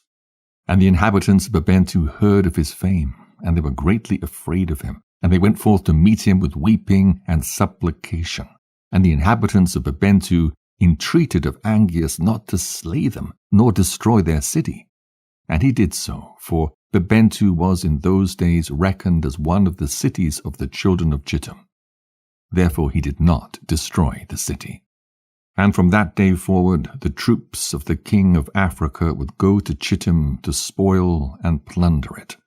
And whenever they went, Zepho, the captain of the host of Angeas, would go with them. And it was after this that Angeas turned with his army, and they came to the city of Pazimna. And Angeas took thence Jania, the daughter of Uzu, for a wife, and brought her unto his city, unto Africa. Jasher chapter 61. And it came to pass at that time, Pharaoh, king of Egypt, commanded all his people to make for him a strong palace in Egypt. And he also commanded the sons of Jacob to assist the Egyptians in the building. And the Egyptians made a beautiful and elegant palace for a royal habitation. And he dwelt therein, and he renewed his government, and he reigned securely. And Zebulun, the son of Jacob, died in that year. That is the 72nd year of the going down of the Israelites to Egypt. And Zebulun died 114 years old, and was put into a coffin, and given into the hands of his children. And in the 75th year died his brother Simeon. He was 120 years old at his death, and he was also put into a coffin, and given into the hands of his children. And Zepho, the son of Eliphaz, the son of Esau, captain of the host to Angeas, king of Dinhabah, was still daily enticing Angeas to prepare for battle to fight with the sons of Jacob in Egypt. And Angeas was unwilling to do this thing, for his servants had related to him all the might of the sons of Jacob, what they had done unto them in their battle with the children of Esau. And Zepho was in those days daily enticing Angeas to fight with the sons of Jacob in those days. And after some time Angeas hearkened to the words of Zepho, and consented to him to fight with the sons of Jacob in Egypt. And Angeas got all his people in order, a people numerous as the sand which is upon the seashore. And he formed his resolution to go to Egypt to battle. And amongst the servants of Angeas was a youth, 15 years old. Balaam, the son of Beor, was his name. And the youth was very wise, and understood the art of witchcraft. And Angeas said unto Balaam, Conjure for us, I pray thee, with the witchcraft, that we may know who will prevail in this battle to which we are now proceeding. And Balaam ordered that they should bring him wax, and he made thereof the likeness of chariots and horsemen, representing the army of Angeas and the army of Egypt. And he put them in the cunningly prepared waters that he had for that purpose.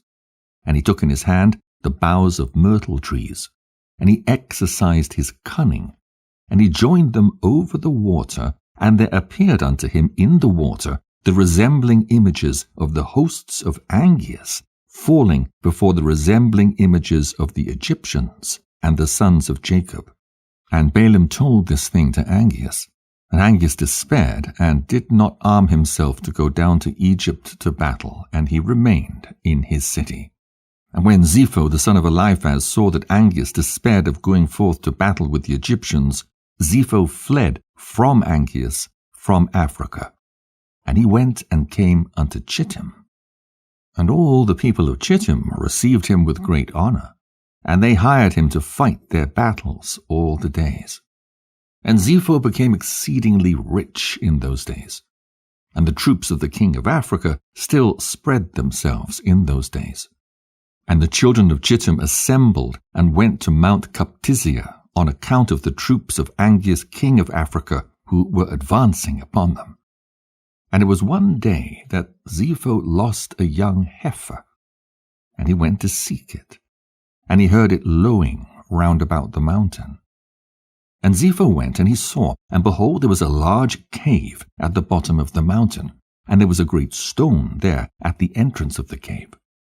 And Zepho split the stone, and he came into the cave, and he looked, and behold, a large animal was devouring the ox. From the middle upward it resembled a man, and from the middle downward it resembled an animal. And Zepho rose up against the animal and slew it with his swords. And the inhabitants of Chittim heard of this thing, and they rejoiced exceedingly, and they said, What shall we do unto this man who has slain this animal that devoured our cattle? And they all assembled to consecrate one day in the year to him. And they called the name thereof Zepho, after his name.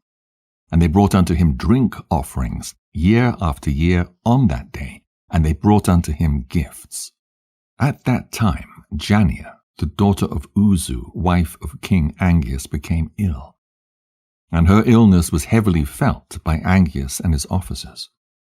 And Angeas said unto his wise men, What shall I do to Janniah, and how shall I heal her from her illness?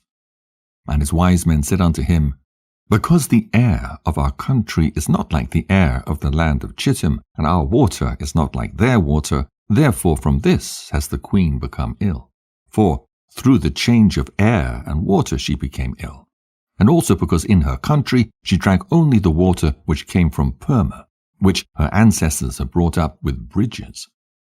And Angeas commanded his servants, and they brought unto him in vessels of the waters of Perma belonging to Chittim.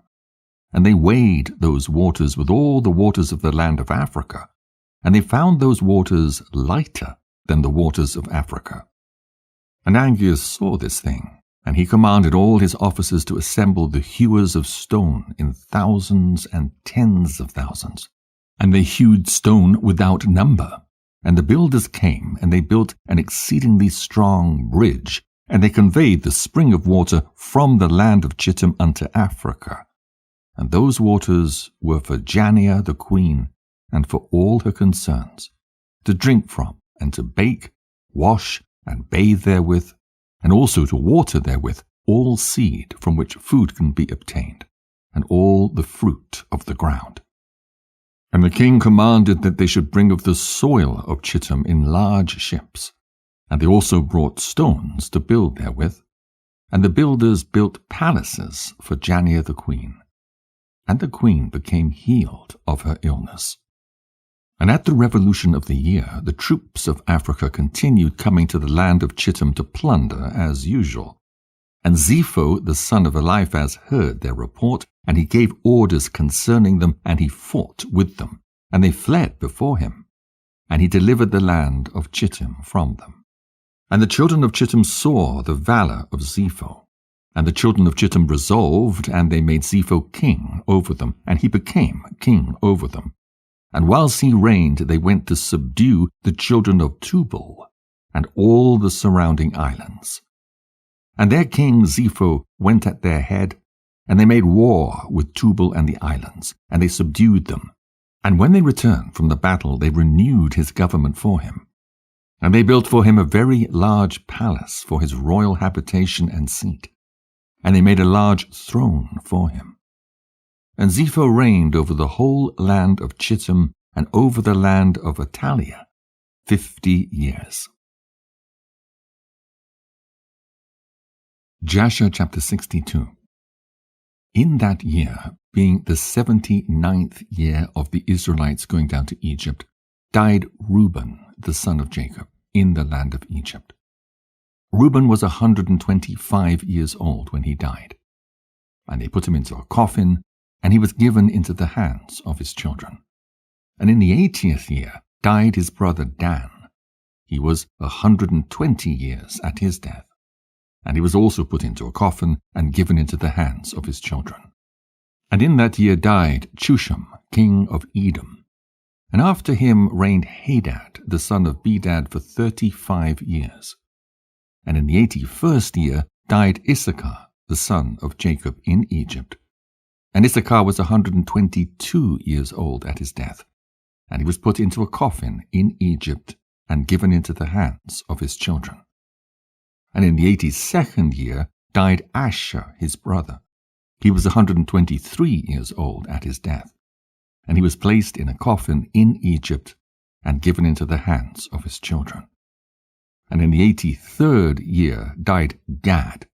He was 125 years old at his death, and he was put into a coffin in Egypt and given into the hands of his children.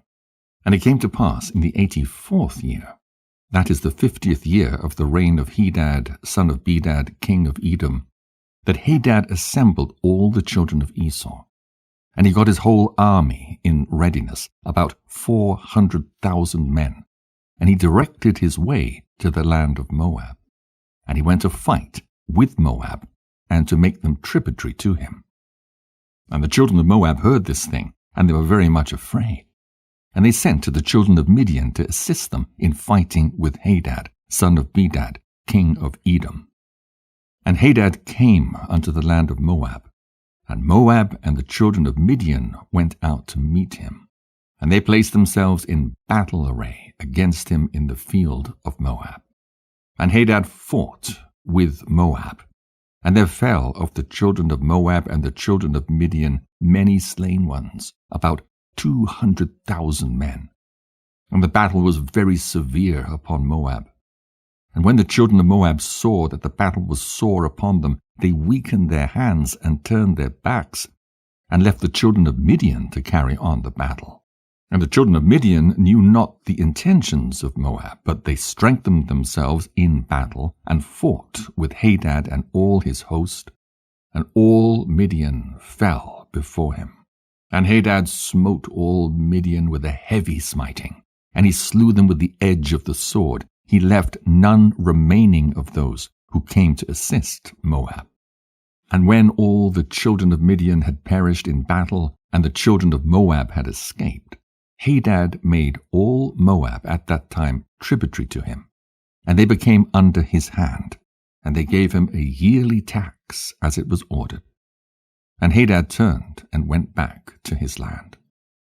And at the revolution of the year, when the rest of the people of Midian that were in the land heard that all their brethren had fallen in battle with Hadad for the sake of Moab, because the children of Moab had turned their backs in battle and left Midian to fight, then 5 of the princes of Midian resolved with the rest of their brethren who remained in their land to fight with Moab to avenge the cause of their brethren. And the children of Midian sent unto all their brethren the children of the east, and all their brethren, and all the children of Keturah came to assist Midian to fight with Moab.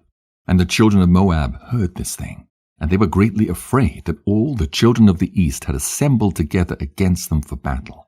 And they, the children of Moab, sent a memorial to the land of Edom, to Hadad, the son of Bedad, saying, Come now unto us and assist us, and we will smite Midian.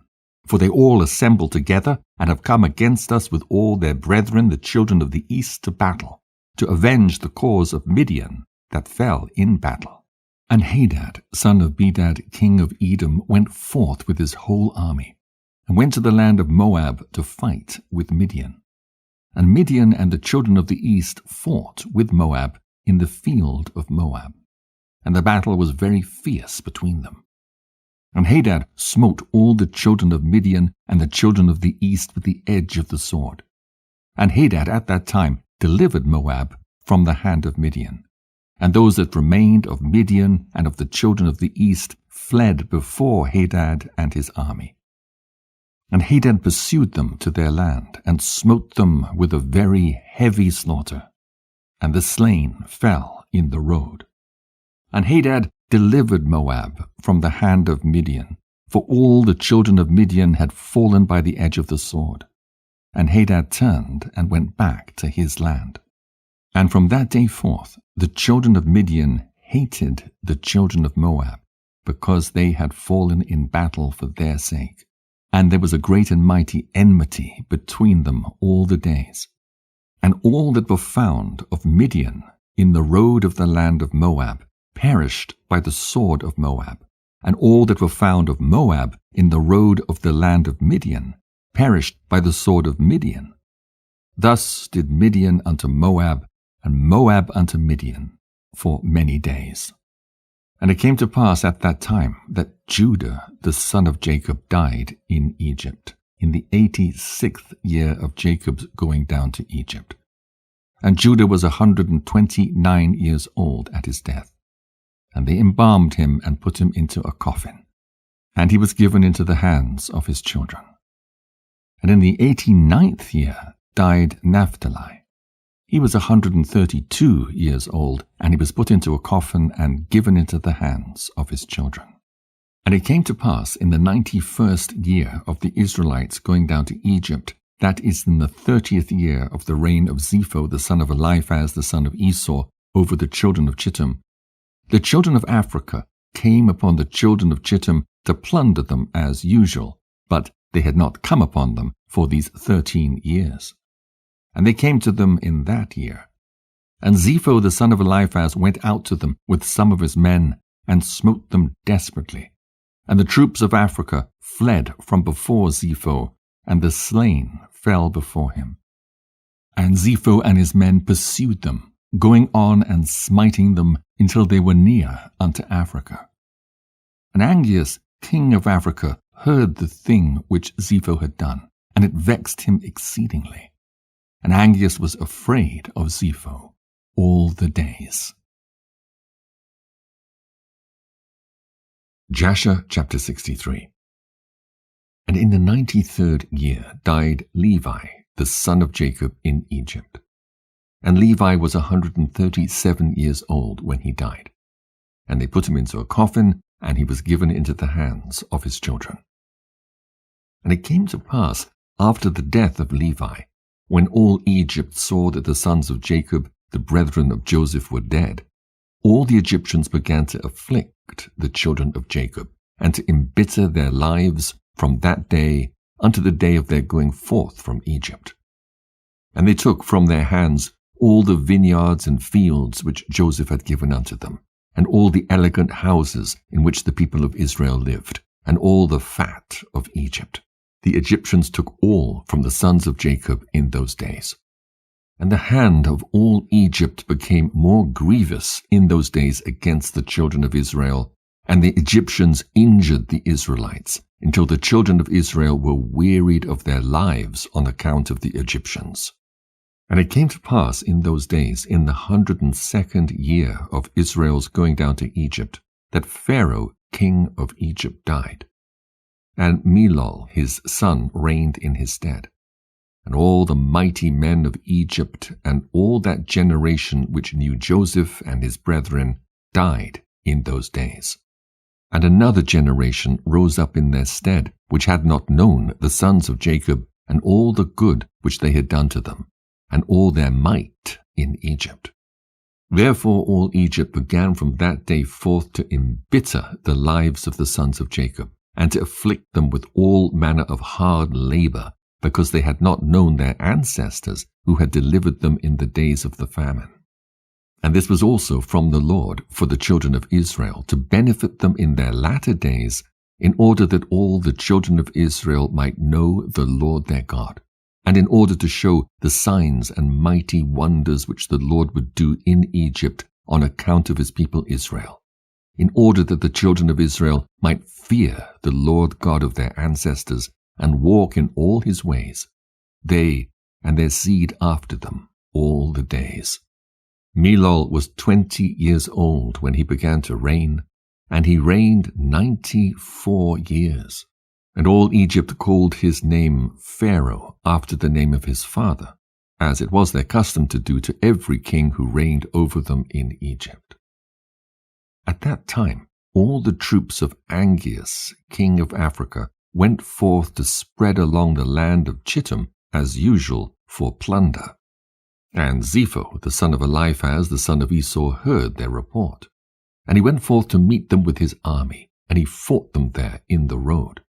And Zepho smote the troops of the king of Africa with the edge of the sword, and left none remaining of them, not even one returned to his master in Africa. And Angeas heard of this which Zepho the son of Eliphaz had done to all his troops, that he had destroyed them. And Angeas assembled all his troops, all the men of the land of Africa, a people numerous like the sand by the seashore. And Angeas sent to Lucas his brother, saying, Come to me with all thy men, and help me to smite Zepho and all the children of Chittim who have destroyed my men. And Lucas came with his whole army, a very great force, to assist Angeas his brother to fight with Zepho and the children of Chittim. And Zepho and all the children of Chittim heard this thing, and they were greatly afraid, and a great terror fell upon their hearts. And Zepho also sent a letter to the land of Edom, to Hadad the son of Bedad, king of Edom, and to all the children of Esau, saying, I have heard that Angeas, king of Africa, is coming to us with his brother for battle against us, and we are greatly afraid of him, for his army is very great, particularly as he comes against us with his brother and his army likewise. Now therefore come you also up with me, and help me, and we will fight together against Angeas and his brother Lucas, and you will save us out of their hands.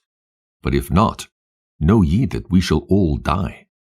And the children of Esau sent a letter to the children of Chittim and to Zepho their king, saying, We cannot fight against Angeas and his people, for a covenant of peace has been between us these many years, from the days of Bela the first king, and from the days of Joseph the son of Jacob, king of Egypt, with whom we fought on the other side of Jordan when he buried his father. And when Zepho heard the words of his brethren, the children of Esau, he refrained from them. And Zepho was greatly afraid of Angeas. And Angeas and Lucas his brother arrayed all their forces, about 800,000 men, against the children of Chittim.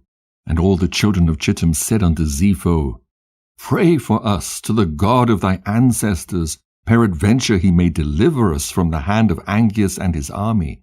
For we have heard that he is a great God, and that he delivers all who trust in him. And Zepho heard their words. And Zepho sought the Lord, and he said, O Lord God of Abraham and Isaac my ancestors, this day I know that thou art a true God, and all the gods of the nations are vain and useless. Remember now this day unto me thy covenant with Abraham our father, which our ancestors related unto us, and do graciously with me this day, for the sake of Abraham and Isaac our fathers, and save me and the children of Chittim from the hand of the king of Africa, who comes against us for battle. And the Lord hearkened to the voice of Zepho, and he had regard for him on account of Abraham and Isaac. And the Lord delivered Zepho and the children of Chittim from the hand of Angeas and his people. And Zepho fought Angeas, king of Africa, and all his people on that day. And the Lord gave all the people of Angeas into the hands of the children of Chittim. And the battle was severe upon Angeas. And Zepho smote all the men of Angeas and Lucas his brother with the edge of the sword. And there fell from them unto the evening of that day about 400,000 men. And when Angeas saw that all his men perished, he sent a letter to all the inhabitants of Africa to come to him, to assist him in the battle. And he wrote in the letter, saying, All who are found in Africa, let them come unto me from 10 years old and upward. Let them all come unto me. And behold, if he comes not, he shall die, and all that he has with his whole household the king will take. And all the rest of the inhabitants of Africa were terrified at the words of Angeas.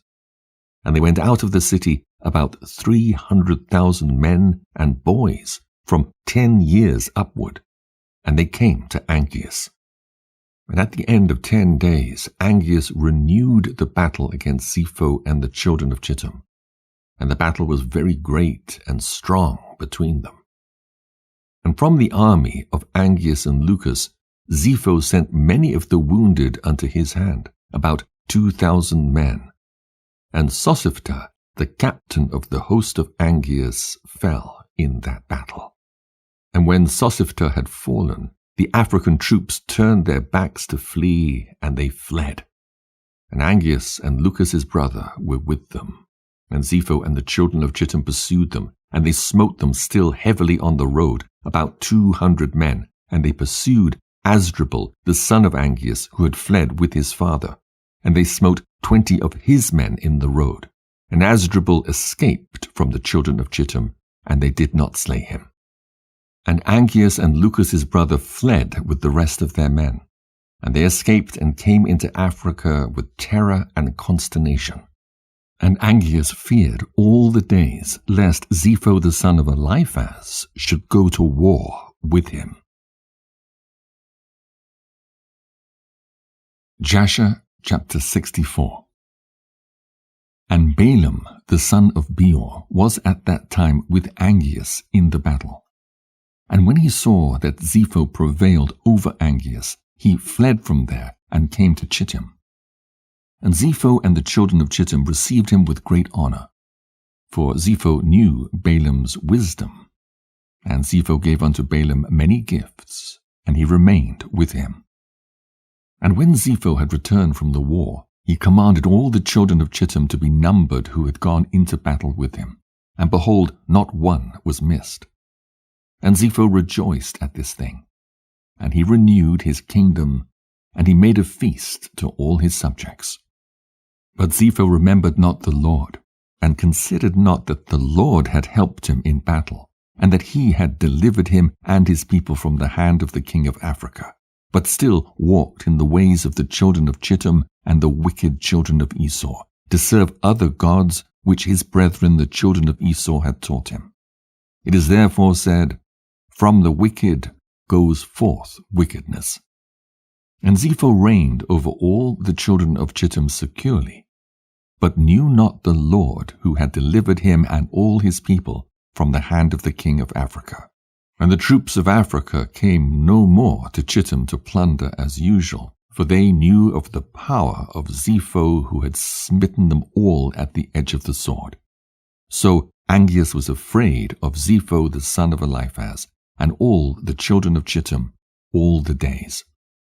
At that time, when Zepho had returned from the war, and when Zepho had seen how he prevailed over all the people of Africa, and had smitten them in battle at the edge of the sword, then Zepho advised with the children of Chittim to go to Egypt, to fight with the sons of Jacob and with Pharaoh, king of Egypt. For Zepho heard that the mighty men of Egypt were dead, and that Joseph and his brethren the sons of Jacob were dead, and that all their children, the children of Israel, remained in Egypt.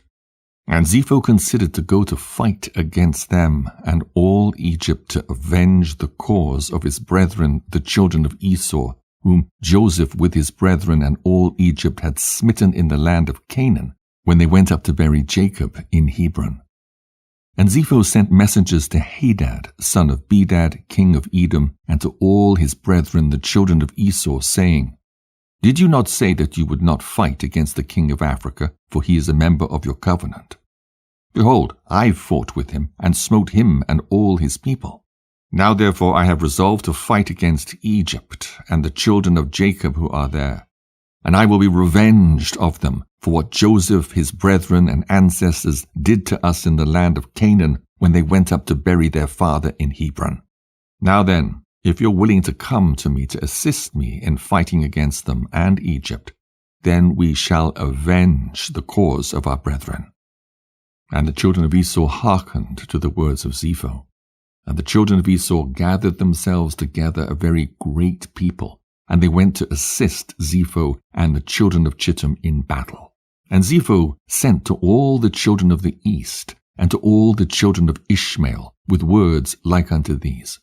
And they gathered themselves and came to the assistance of Zepho and the children of Chittim in the war upon Egypt.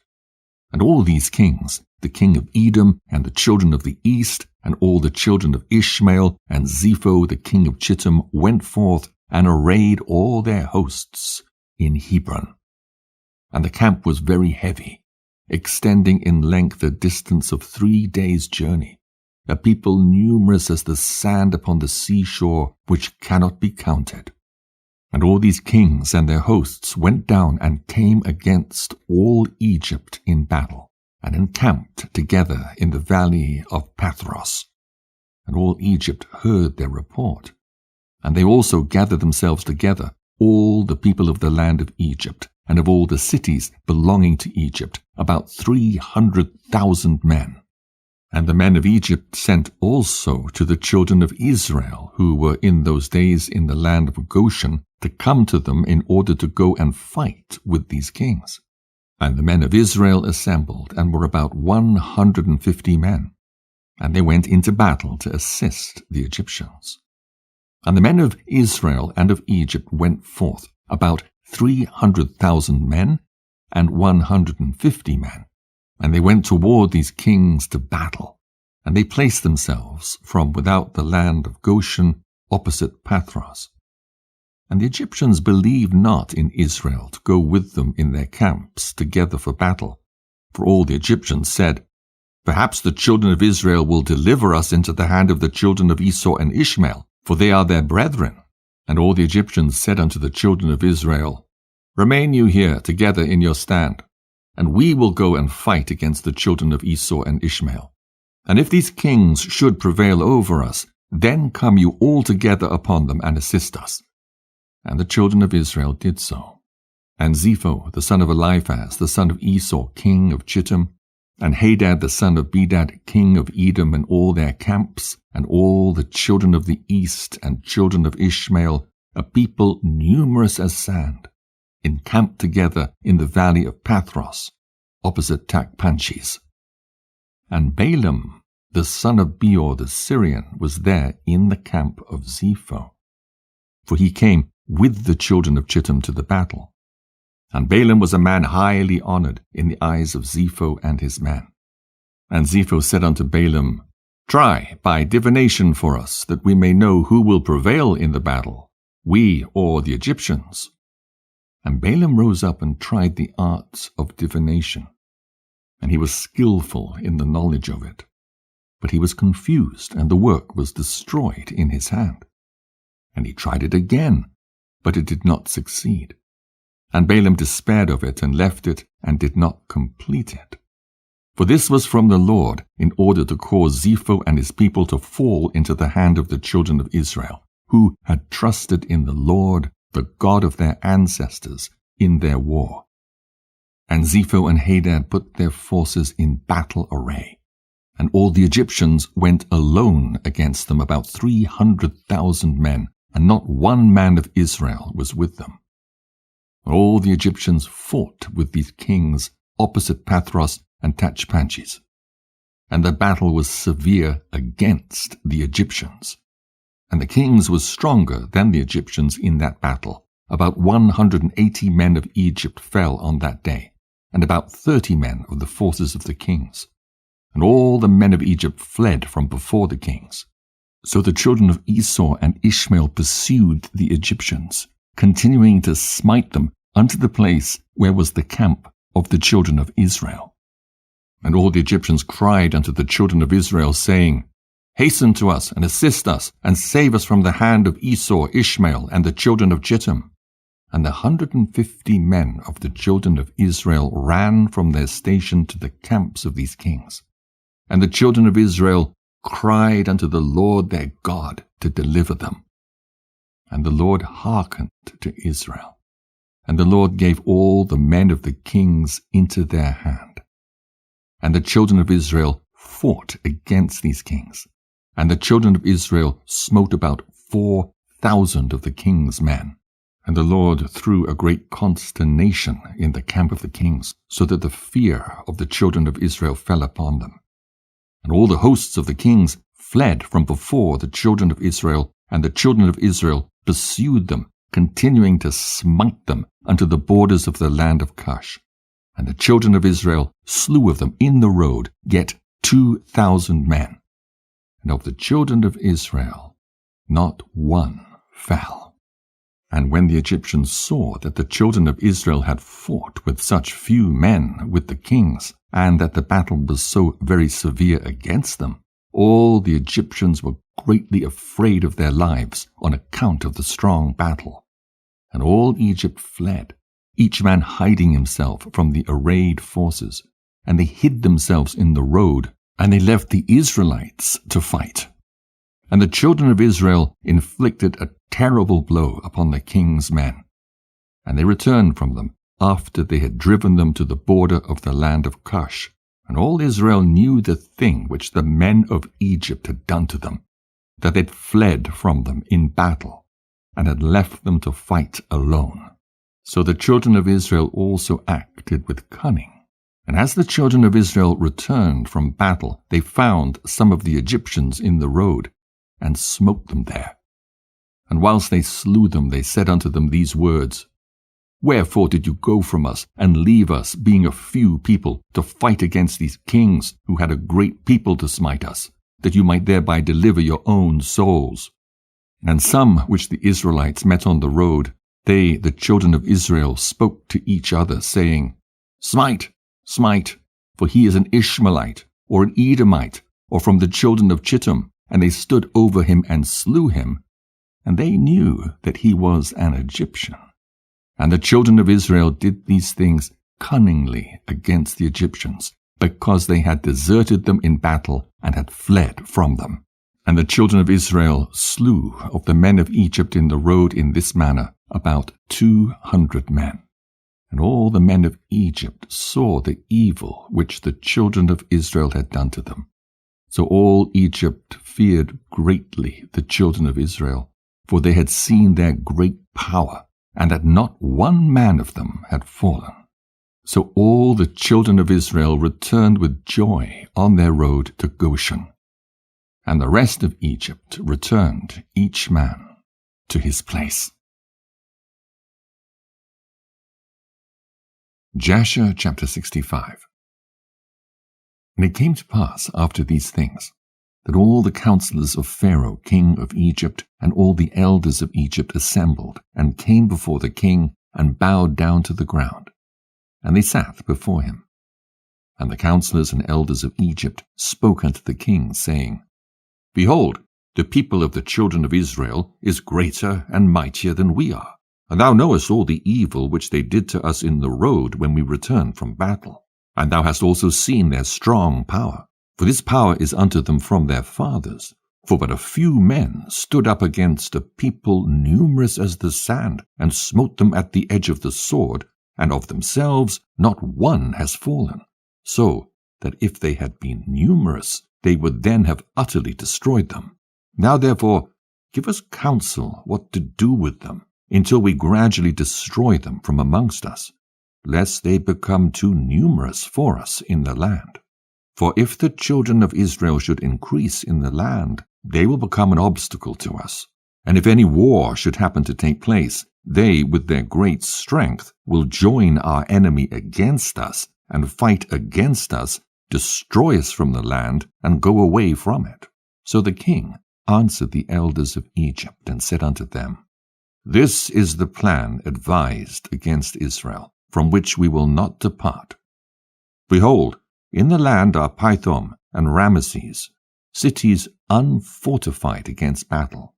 It behooves you and us to build them and to fortify them.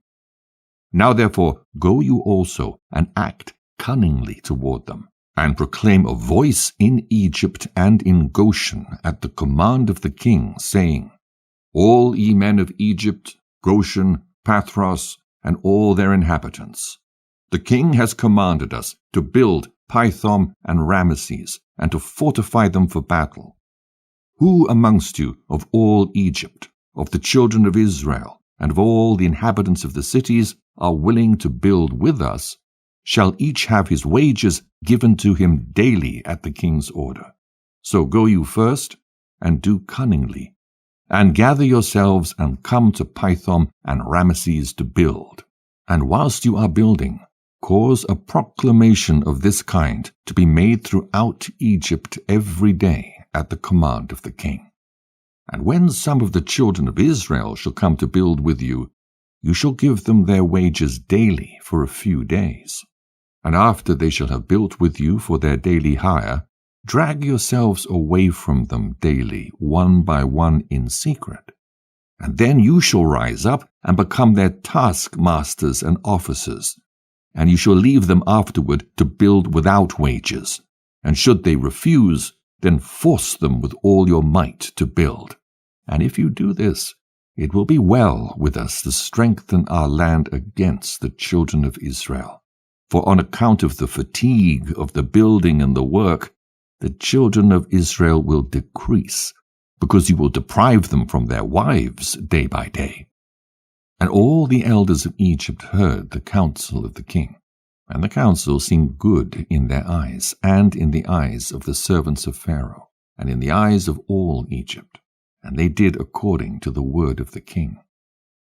And all the servants went away from the king, and they caused a proclamation to be made in all Egypt, in Tachpanches, and in Goshen, and in all the cities which surrounded Egypt, saying, You have seen what the children of Esau and Ishmael did to us, who came to war against us, and wished to destroy us. Now therefore the king commanded us to fortify the land, to build the cities Pithom and Ramesses, and to fortify them for battle, if they should again come against us.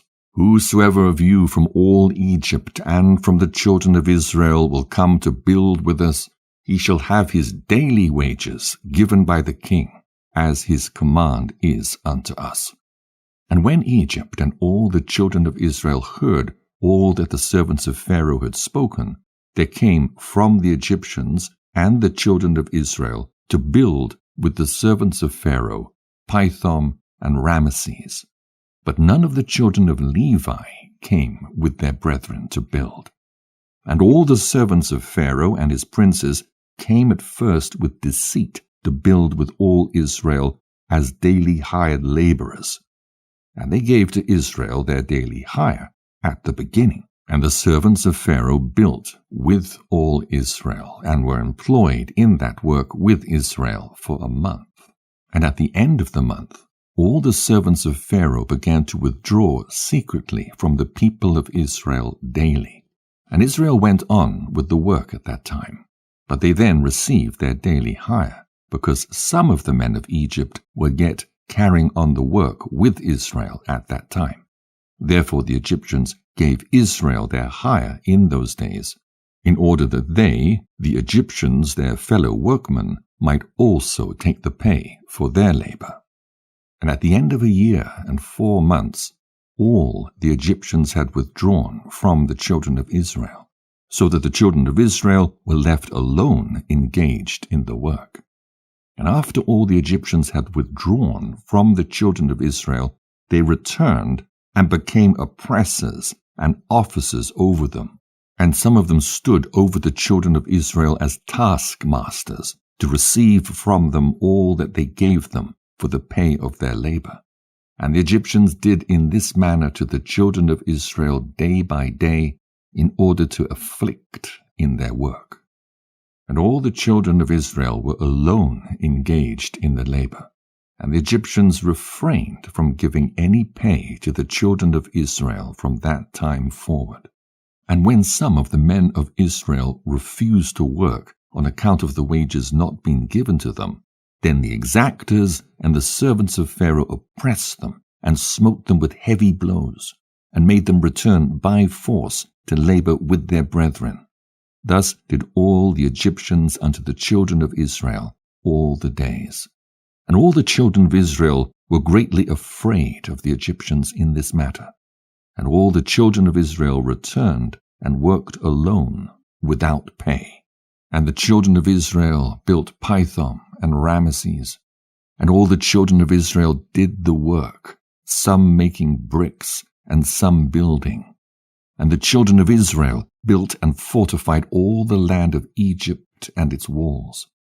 And the children of Israel were engaged in work for many years, until the time came when the Lord remembered them and brought them out of Egypt. But the children of Levi were not employed in the work with their brethren of Israel, from the beginning unto the day of their going forth from Egypt. For all the children of Levi knew that the Egyptians had spoken all these words with deceit to the Israelites. Therefore the children of Levi refrained from approaching to the work with their brethren. And the Egyptians did not direct their attention to make the children of Levi work afterward, since they had not been with their brethren at the beginning. Therefore the Egyptians left them alone. And the hands of the men of Egypt were directed with continued severity against the children of Israel in that work. And the Egyptians made the children of Israel work with rigor. And the Egyptians embittered the lives of the children of Israel with hard work in mortar and bricks, and also in all manner of work in the field. And the children of Israel called Melol, the king of Egypt, Meror, king of Egypt, because in his days the Egyptians had embittered their lives with all manner of work. And all the work wherein the Egyptians made the children of Israel to labor, they exacted with rigor, in order to afflict the children of Israel. But the more they afflicted them, the more they increased and grew. And the Egyptians were grieved because of the children of Israel. Jasher chapter 66. At that time died Hadad, the son of Bedad, king of Edom, and Samlah from Misrekah, from the country of the children of the east, reigned in his place. In the 13th year of the reign of Pharaoh king of Egypt, which was the 125th year of the Israelites going down into Egypt, Samlah had reigned over Edom 18 years. And when he reigned, he drew forth his hosts to go and fight against Zepho the son of Eliphaz and the children of Chittim, because they had made war against Angeas king of Africa. And they destroyed his whole army. But he did not engage with him, for the children of Esau prevented him, saying he was their brother. So Samlah listened to the voice of the children of Esau, and turned back with all his forces to the land of Edom, and did not proceed to fight against Zepho the son of Eliphaz. And Pharaoh king of Egypt heard this thing, saying, Samlah king of Edom has resolved to fight the children of Chittim, and afterward he will come to fight against Egypt. And when the Egyptians heard this matter, they increased the labor upon the children of Israel, lest the Israelites should do unto them as they did unto them in their war with the children of Esau in the days of Hadad. So the Egyptians said unto the children of Israel, Hasten, and do your work, and finish your task, and strengthen the land, lest the children of Esau your brethren should come to fight against us. For on your account will they come against us. And the children of Israel did the work of the men of Egypt day by day, and the Egyptians afflicted the children of Israel in order to lessen them in the land. But as the Egyptians increased the labor upon the children of Israel, so did the children of Israel increase and multiply. And all Egypt was filled with the children of Israel.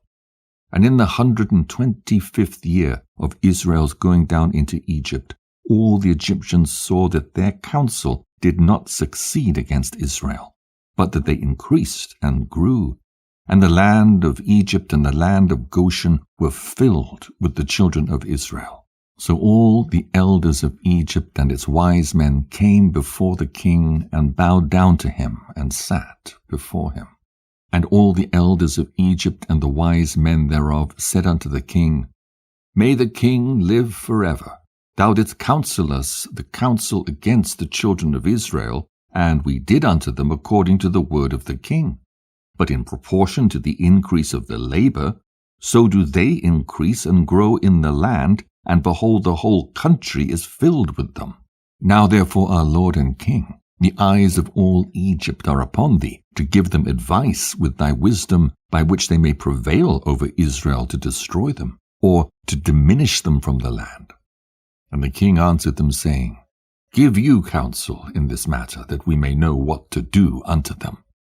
And an officer, one of the king's counselors, whose name was Job, from Mesopotamia, in the land of Uz, answered the king, saying, If it please the king, let him hear the counsel of his servant. And the king said unto him, Speak.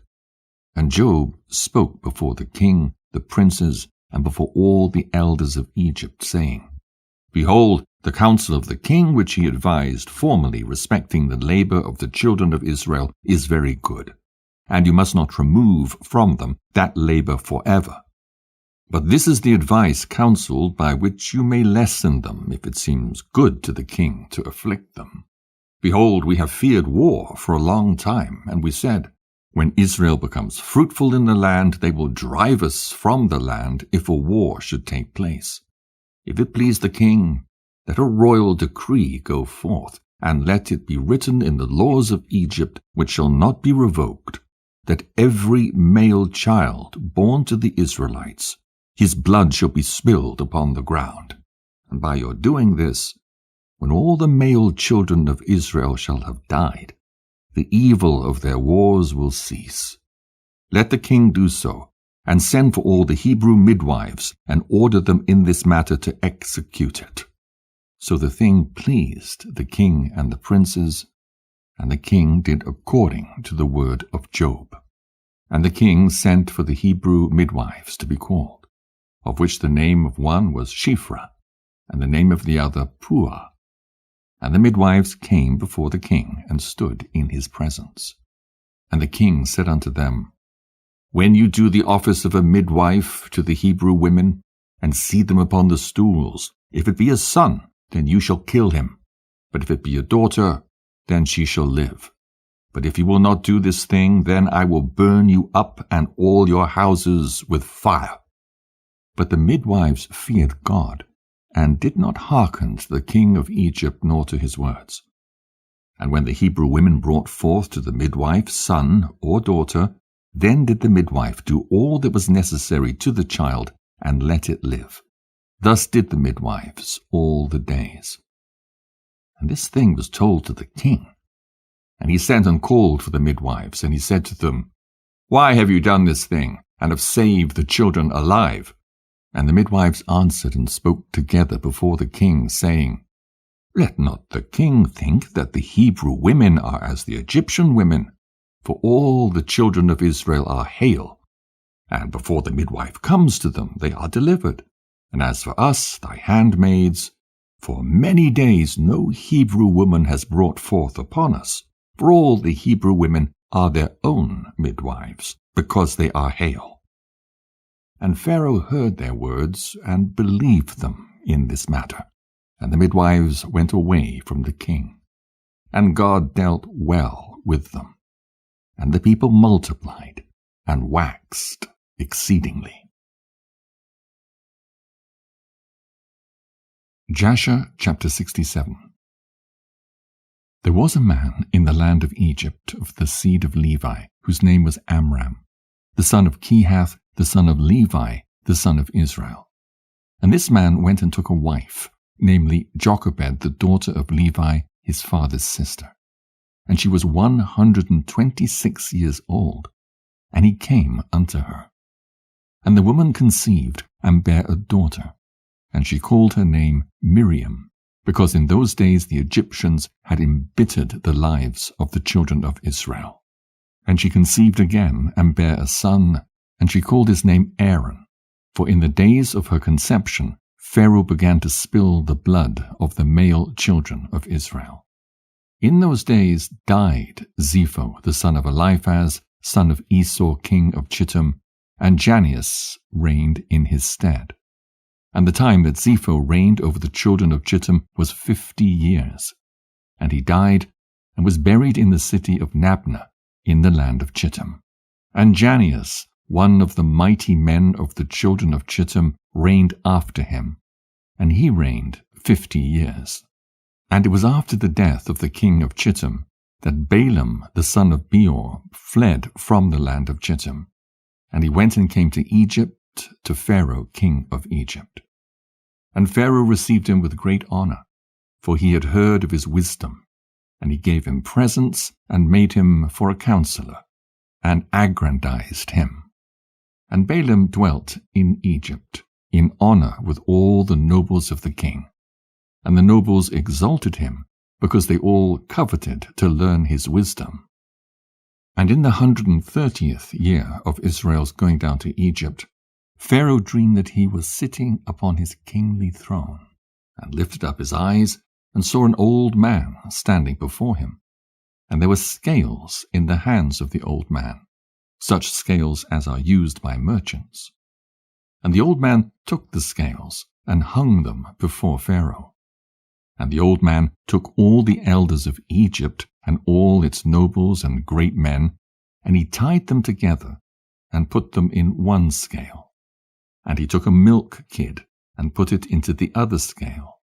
And the kid preponderated over all. And Pharaoh was astonished at this dreadful vision, why the kid should preponderate over all. And Pharaoh awoke, and behold, it was a dream.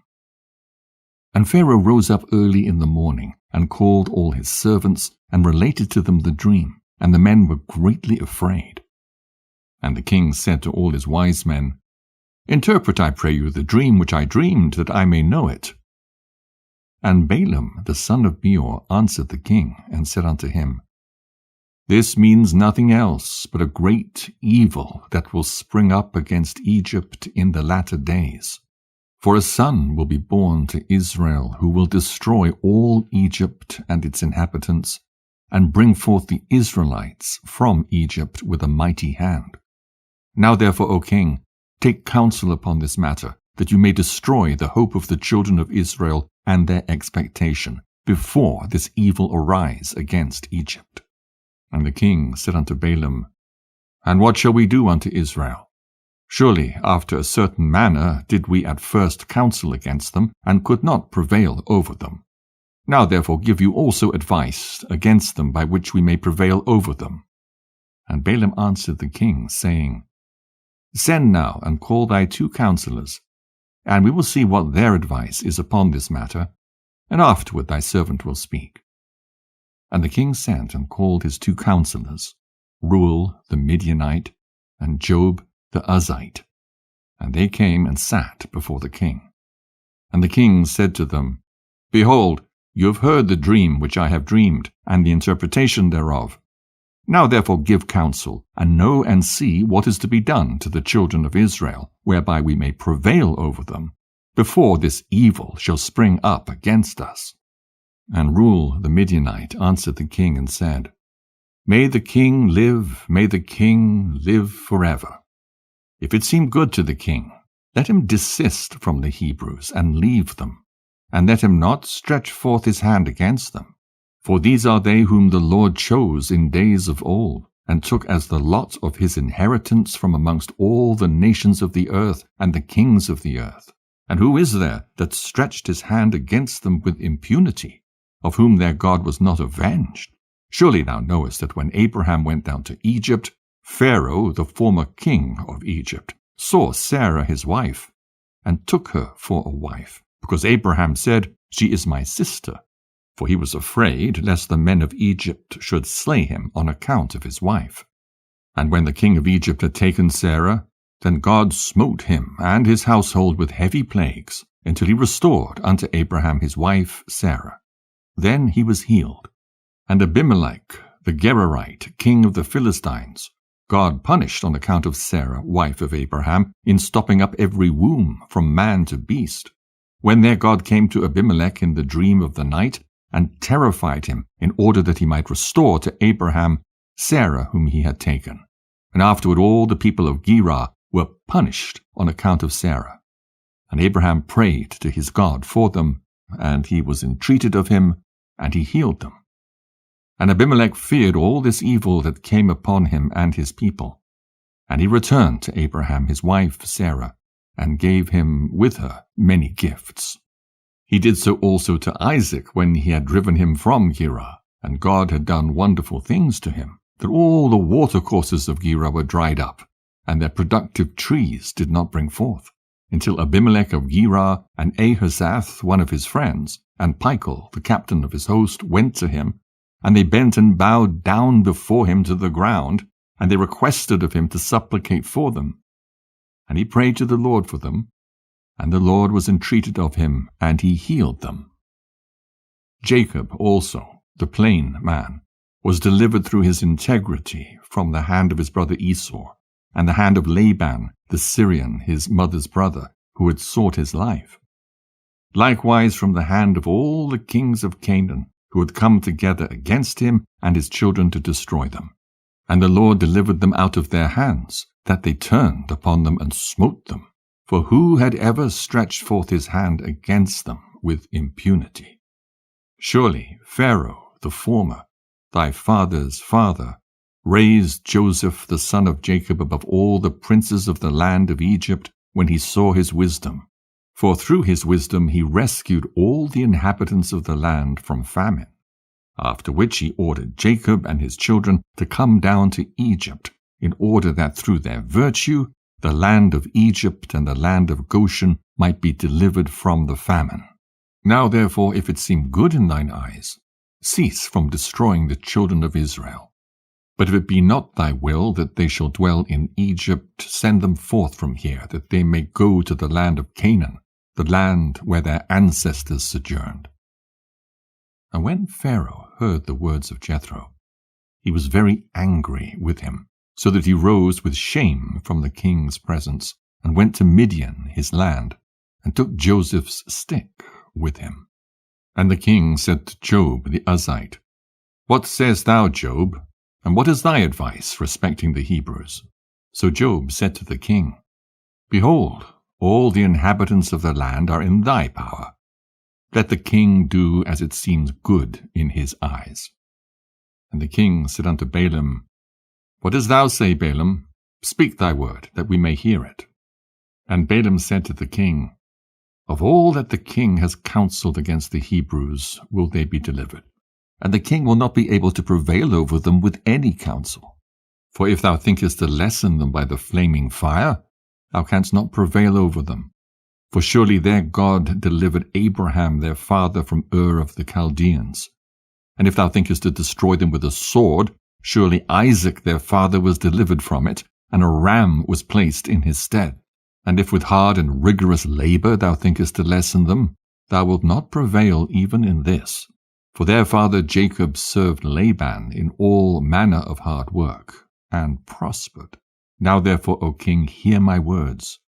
For this is the counsel which is counselled against them, by which thou wilt prevail over them, and from which thou shouldst not depart.